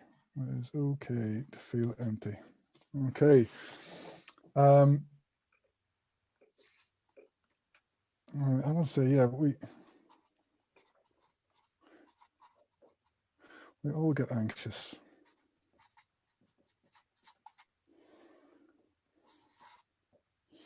And we were talking about expressions and doing little faces earlier on. I think sort of wobbly mouth is probably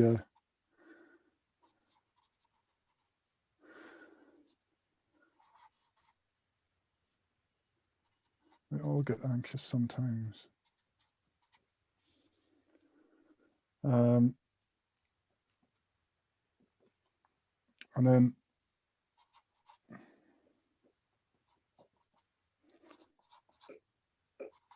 so if you need to talk,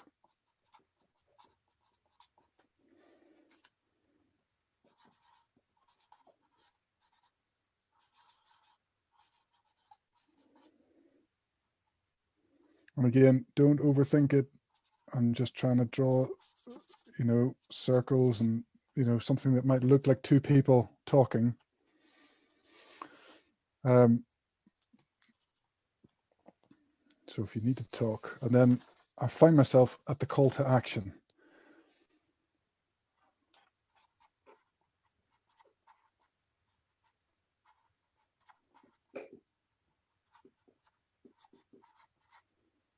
We're here for you. Okay. And there might be some sort of number there or some sort of web address or whatever. And I'm sort of thinking, right, well, what will I call, what works for the being on the front page of this zine? And again, maybe a little bit of humor.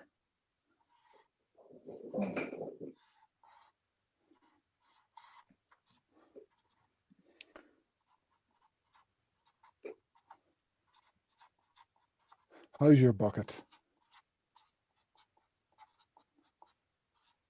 A question no one ever asks.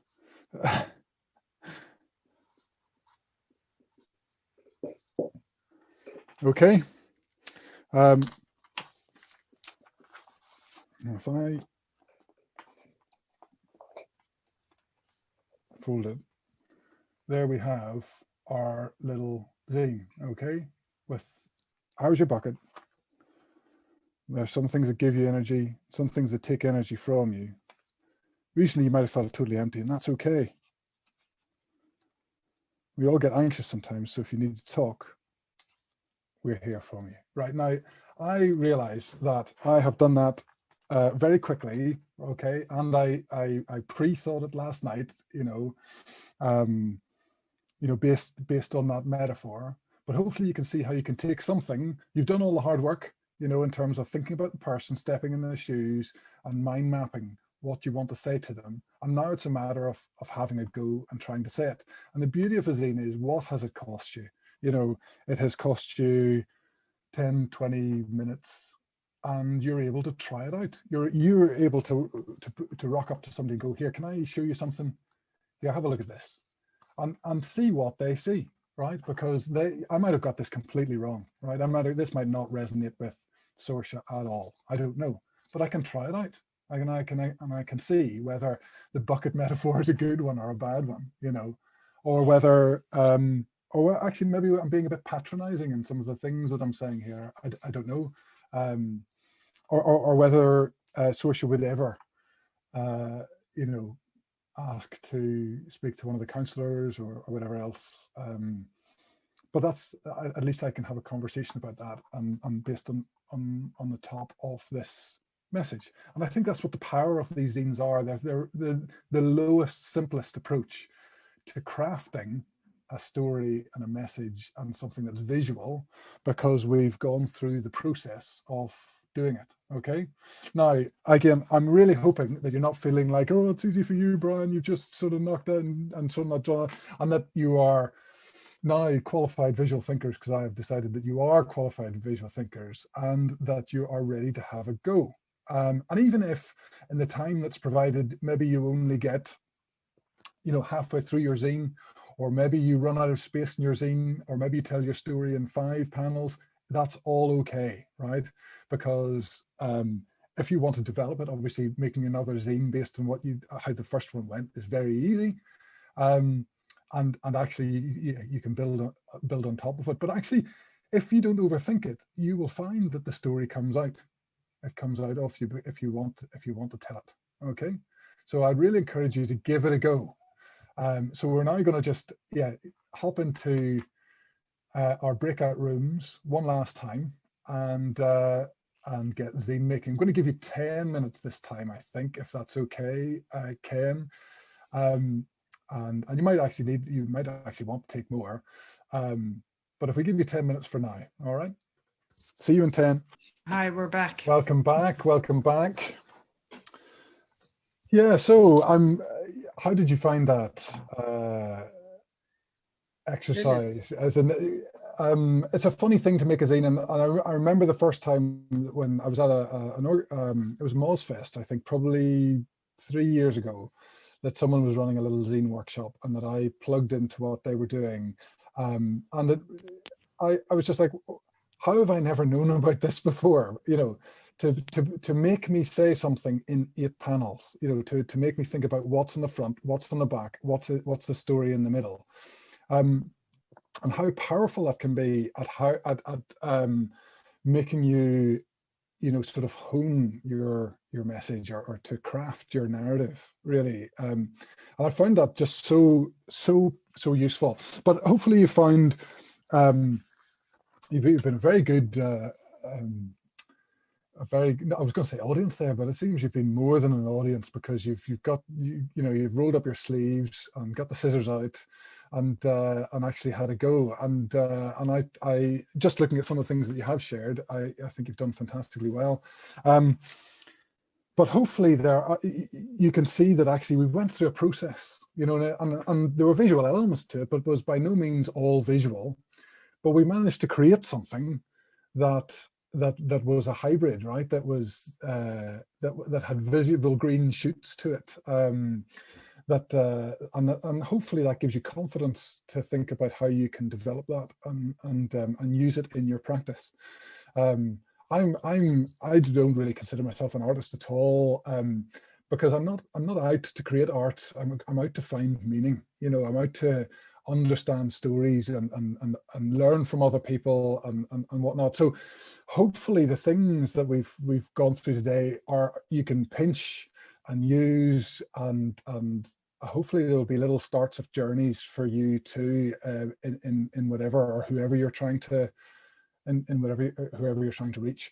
I want to just I'm just going to just sort of do a little bit of wrapping up, and then we'll have a bit of Q&A, because I really haven't been paying attention to the chat, and if you have questions, I'd love to sort of answer a few of them if that's appropriate. And I'm just going to remind people, because somebody asked me earlier on just to show how to share work.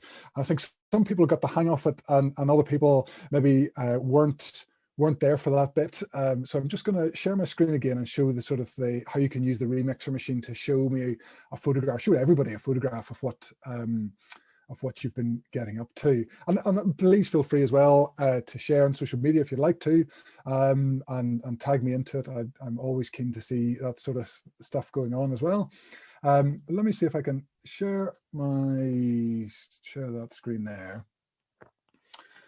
So yeah, I'm actually just in the middle of looking at, now let's see, Prajakta, if I have pronounced your name right. This is a postcard that you have created, which is absolutely lovely. And it looks like you've got the hang of the remixer postcard. But if I use yours, and look, people are still sharing, this is great. So if you want to have a look at what people have shared, you can essentially just click on the postcard, and it'll tell you who created that, and obviously if you click view, it will allow you to sort of see it in all its glory. But obviously it's really easy to remix that. So if I click on that, it'll ask me, well, let's just change the image on that. I'm not actually changing this person's work because it won't allow me to do that. Well, it will, because I'm the administrator, but I won't do that, but it won't allow you to do that. It'll allow me to publish that as a new remix that will appear as a very separate postcard down here. Okay, so and obviously you can change the words, so you can say, I'm parched, it's time for another cup of tea, is it? It's always time for a cup of tea in my house. That's what I say anyway. And yeah, look, I like what other people have remixed the stamp as well. So you can just click the remix stamp. And obviously I am not Ronan, so Brian, but I'm going to use Ronan's stamp there because I think it's brilliant. And if I press publish, now the only trick here is that you need to have, in order to publish it, you need to have either logged in as Twitter or Google. So I'm already logged in as my Twitter account here. So and that just allows, it prevents people from maybe sharing something inappropriate without having any connection back to them, I suppose. So but if it's a one-click register with your Twitter or Google, and then you can publish something and it'll appear, as you can see, my little mug has appeared down here in the next postcard. So if you've got something that you'd like to share, and I'd love to see them, then please use the postcard remixer machine to share them. Okay, I'm going to jump back just to my slides to finish up. Right, so listen, we told a story. That's the thing. This is all about storytelling, about crafting a narrative and understanding who you're speaking to. Originally, Hazel talked to me about creating a guide to her course. Isn't that right, Hazel? That you were putting together. Yes, we were doing the student handbook. So what we had is a real text-heavy version, and nobody ever even reads it. And we thought that, yeah, let's make this a bit more engaging for the students. So that's what it was about. Yeah, so that immediately, again, it was really helpful in me to sort of crafting a session, because I was thinking, well, how would I do that? Well, what I would want to do is I would want to step in the shoes of Hazel's students. And I would want to understand what they're like and what they're going to pay attention to and what they're not going to pay attention to, because there's no point in writing loads of words if no one's going to read them. and potentially as a zine might be a great format to reach your students, you know what I mean? And the other thing I should point out about zines is because you're only printing on one side of paper, you can create 50 zines very quickly on a home printer, or even just with a photocopier. It's very, very easy to create one or create a whole bunch. But in order to craft that message, I think that's what led me on this path then of thinking about, well, let's think about drawing people, let's think about personas, audience, message, zine. Right. So let us see. And yes, listen, throughout all of this, overthinking it is your enemy. And if you start comparing it to other people's or whatever, rather than think of it as a prototype, I'm thinking of it as it's more of that growth mentality, I suppose, and think of it, this is a step towards something better. And even in Hazel's example, maybe a zine becomes the prototype that you hand to a designer and say, right, we now know what we're trying to say. This is the story we're trying to say. Here are some of the visual elements. Like as someone who creates maybe that sort of stuff, that would be a dream to me if someone had already done the thinking work, you know. In fact, that wouldn't be a dream to me because I love the thinking work. Right, let's see. So yes, we thought about a cover and a call to action and a story in between. And then, yeah, let me just highlight this again. You know, clever companies like Google operate in this sort of cycle. You know, they make things, they measure their impact, and they learn from them, and that then sort of folds into how they make things. This is the core of design thinking, right? You can go away from this workshop, and the next Zoom meeting you're in, you can say, "Oh, let's apply a design thinking approach to this, thanks," and listen, you'll be completely credible because it's about doing personas, and it's about this iterative process of crafting whatever it is you're trying to craft, whether it be a message or whether it be a piece of software. Okay. And so, yes, I'm going to leave it there. And we have about 15 minutes. And if you have a question you'd like to pop it in the chat, then I will have a go at answering it. You've also got my Twitter details on there. So if you're on Twitter, if you'd like to connect with me, then please feel free, or you'd like to share some of the stuff you've been doing in this session, then also please feel free. Right. And also, so if you've had enough of this, you know, if you've had enough of creating things, if you're exhausted, then also if you want to jump out of the session, I won't be offended by that either. I think some people have already had to go. So that's also fine. Right, I'm going to have a look at the questions and see if there are questions to answer. Right. Have you found this method unlocks students with dyslexia? That's a really interesting question. Because I have come across a number of people, and I'm thinking of one in particular, who uses, I suppose, similar methods to create comics amongst, he's dyslexic himself, and really struggled at school, and realized that by creating things visually, it really helped him, and therefore he set up a sort of a comics organization called Deco Comics that then runs stuff in schools and essentially encourages more visual practices amongst dyslexic students. So I think it sounds like you've got a hunch there that it would work for people with dyslexia, and I think you're probably right, you know, in terms of, again, that some of these things they might find easier just because of their brain is wired slightly differently. Yeah, it's a terrible thing to think that you're stupid when you're not stupid and your brain you see the world slightly differently. I think a lot of us have probably experienced that at various times in our education. And thinking visually definitely works for some people in a way. It unlocks things. Oh yes, sorry, Hazel, I do have a slide after this that does have the SurveyMonkey feedback form. Brilliant, thanks, Bryan. In fact, I even had a nice slide there for feedback. You know, it's funny, we were thinking about drawing people's faces, but emojis have appeared in our world over the last bunch of years, and even really interesting to look through that lens and how important emojis are in our textual language, or how they've crept in to make it more visual. Anyway, I will not dwell on that. Thank you for kind feedback. That is great. I find it difficult to think in images. Have you any tips?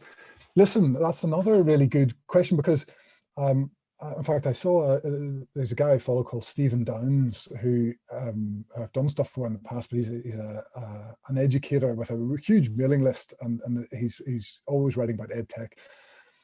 And he was commenting that he does not think in pictures. You know, he was saying this is often a real frustration for him, that if you were told him to picture something, he couldn't picture it. But I'm not sure if I'm that different. You know, I think we have an oversimplified view of how pictures appear, you know, in our heads, because often they're not, you know, often your brain's playing a trick on you anyway. And when people say pictures, they mean more than just a picture appearing in front of their eyes, if you know what I mean. So I think and hopefully this is helpful to you, but often it's a more of an emotion, or more of a or more elements coming into view, you know what I mean. I suppose, or at least it is with me, and often it's the triggers are I talked a lot about sort of conversation and people using metaphors in conversation, and therefore just little things bubbling up. And often it's a combination of me thinking, what does that look like? And my brain going, it probably looks like this, you know.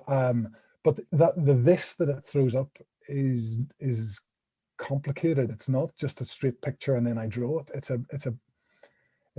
a feeling, it's a bit of humor, it's something altogether. And as I start to ask my pen what that looks like, it starts to tell me. So maybe it's not about sort of thinking, oh, well, maybe I don't think visual, so I'm behind other people. Maybe it's more about, well, maybe my process needs to be slightly different. Maybe my process starts to, where do I start? And how does that become a picture on a piece of paper rather than a picture that's in my head? I don't know how other people's brains work. That's you know, I only sort of know my own, but I think we're heavily influenced by the education that we've had in terms of what we've taken from that and absorbed from that as to what we think our brains should work like, and where their deficits are, or where they're, you know, like I get bamboozled by words very easily. The thing in exams that was always tripping me up was me understanding the question, you know, and under pressure. And I just always thought I was a bit slow in the uptake there, but I never really thought that, well, maybe my brain works slightly differently, or maybe I see words slightly differently, you know. Anyway, I'm waffling now. I am trying to answer questions and not waffle. Somebody, Katrina saying, yeah, for me it always looks like a graph or a table. Maybe because you have lots of experience of thinking in graphs and tables, and you're practiced at the art of thinking in that way. Maybe, I don't know. Conversation going on about people's internal dialogue. Sometimes, yes, you're right. That's a good parallel. So sometimes people hear themselves talking in their head. Other people hear other people's voices, or worse, they hear nothing inside their head. But it's often quite hard to describe, because your brain's always playing tricks on you. You know, your subconscious is always throwing stuff up, and you know, your conscious brain thinks, I have just thought this thought, but actually your subconscious is joining things together you've already experienced and throwing it back up to your conscious mind. There's a whole session in that all by itself, I think. And obviously I can tell that that the participants on this call are already philosophers and thinkers. And are on their way to being powerful visual thinkers too. Right, I'm just also scanning the chat for other questions. Let's see. Yes, I will share links to the slides as well, certainly. Yeah, and I'll do that through Ken and Hazel. I have to take out all the slides I didn't use. I had a whole other section planned and then realized, hold on a minute, I'm just not going to have time to do that at all. What am I doing? You know. And feel free to leave them in. Doug had the whole section at the end called spare slides. So yes. Lots of, it's the same. It's the same for me, I have to say. Let's see. Yeah, but Hazel or anybody else, if you want to grab the mic and ask a question, then we've got just a few minutes left. If you've got a burning question that I haven't dealt with, then yeah, please grab the mic. Sorry, Brian, I wasn't able to share my postcard. I'm just wondering, where did I go wrong? What did I do if I was to use this with students? I'd have to be able to know what mistake I made. Well, did you press the publish button? Did you get to the chat? The one down underneath the card. Yeah. Are you on a phone or are you on a laptop? On a laptop. You're on a laptop. Okay. So you should have. If I go back to sharing, there was our. Oh, there's a few more added there too. Brilliant. Let's see. Yeah. So. You only get an update button if you've created a remix, so you can actually go back and tweak it if you realize you spelled your name wrong or something like that, as people do. But yeah, it's this publish button down here that should pop up a little dialog box that allows you to then use your either Twitter authentication or Google authentication, and it'll publish it to the live remixer site. Thanks very much. Thanks for asking that question. And obviously lots of lovely postcards coming through there. Anybody else want to grab the mic and ask a question? Hi, Brian. Thanks very much. A really good session. I really enjoyed it. I just had a techie question around the quickest and nicest and easiest way to get a paper image into something like Google Slides, or like I've taken photos of phones, but they look a bit grey. Or so I was just wondering, from your experience, what's the best way to get them in nicely? Right, I am going to show you because that's a great question. Thank you. I'm going to let me just share. I'm going to see if I can, because there is a real trick to this that might be helpful to you. I'm going to share my visualizer again. There we go. You can see this. My desk's full of things now. Right. Put the scissors down. Okay, so here's my phone. I have a little app called, now where did I put it? Carbo. Okay, C-A-R-B-O, right? And what Carbo does is, let's see if I can demonstrate. Now hold on a minute. What? I actually have totally paid for this and whatever, and it's saying I need to upgrade, and that's probably gonna come on, this isn't a good advert, is it? I've used this app so much, it must be because I haven't used it in a while. Let me show you something that I have taken. It essentially allows you to take a photograph of something like this, and it works especially well for black and white, and then essentially it removes the background, right? So it gives you a transparent background and sort of really black text. So and it also, so this is quite helpful here. It allows you to, if you take a photograph, so say this bit here, it would allow me to remove that bit that, you know, or maybe you take a photograph and there's lots of the edge of the piece of paper or whatever, allows you to remove all of that and zone in on the bit that matters, and then to export that out as a PNG file. And certainly if I'm doing live drawing, I would use that. I usually use it on the iPad, but I use that quite a bit. And with photographs, I find that, you know, a drawing has so much value, but it still feels like something I've just done. you know, so it still feels a little bit rough and ready. Whereas with an app like Carbo, it essentially takes it to that next level, where it also looks like something that's genuine, but it feels professional as well. So hopefully that helps you. Thank you. It was a Thank very you. poor demonstration there. No, I'll check it out. Thanks for that. Thank you. No worries. No worries. Right, let me stop sharing that. Right, well, listen, there are... Zita has her hand up there, Brian, just before you finish up. Sorry. Yes, Zita.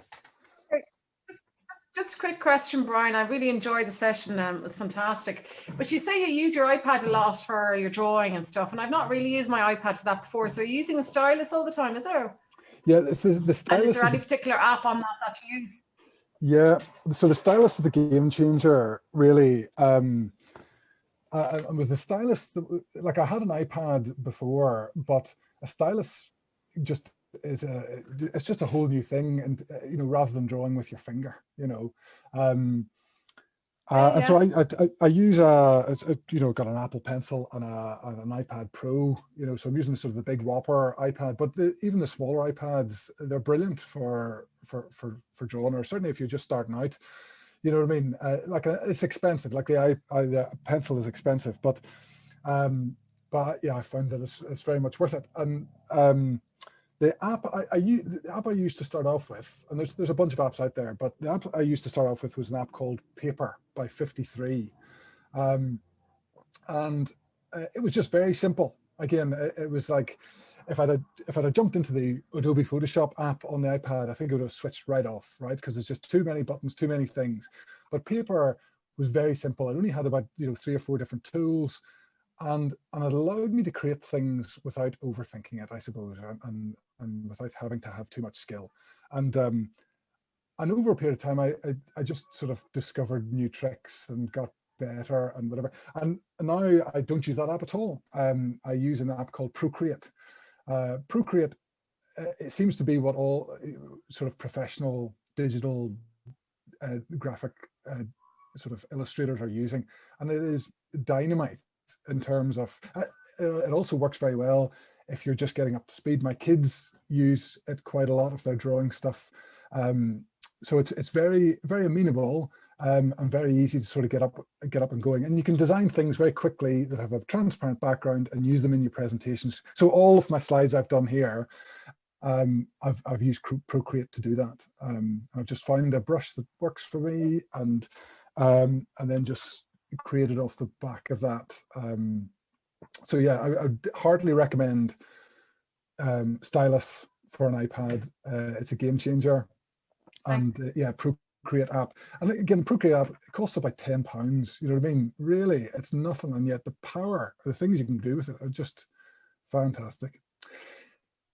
On that note, we are at time, and I just wanted to say a big thank you to Ken and Hazel and for inviting me to do this workshop. It's good to get out of your comfort zone and to work with people who you haven't met, and to take them on a journey and to learn new things along the way. So I've thoroughly enjoyed it, and I hope you have too. But yeah, thanks to Brian, and thank you so much. It's been absolutely fantastic, and thank you. I think the accessibility is what really appeals to me, you know, and stripping it right back down to the simple things. So thank you so much for that. And if we could sort of show our appreciation for Brian there, please. A few virtual won't go astray. Brian, thank you so much. We really appreciate it. Excellent, thank you. And I think it must be now lunchtime, is it? It is. And if this is you outside of your comfort zone, then in your comfort zone, you must be even more amazing. Oh, if you only knew, Ken, if you only knew.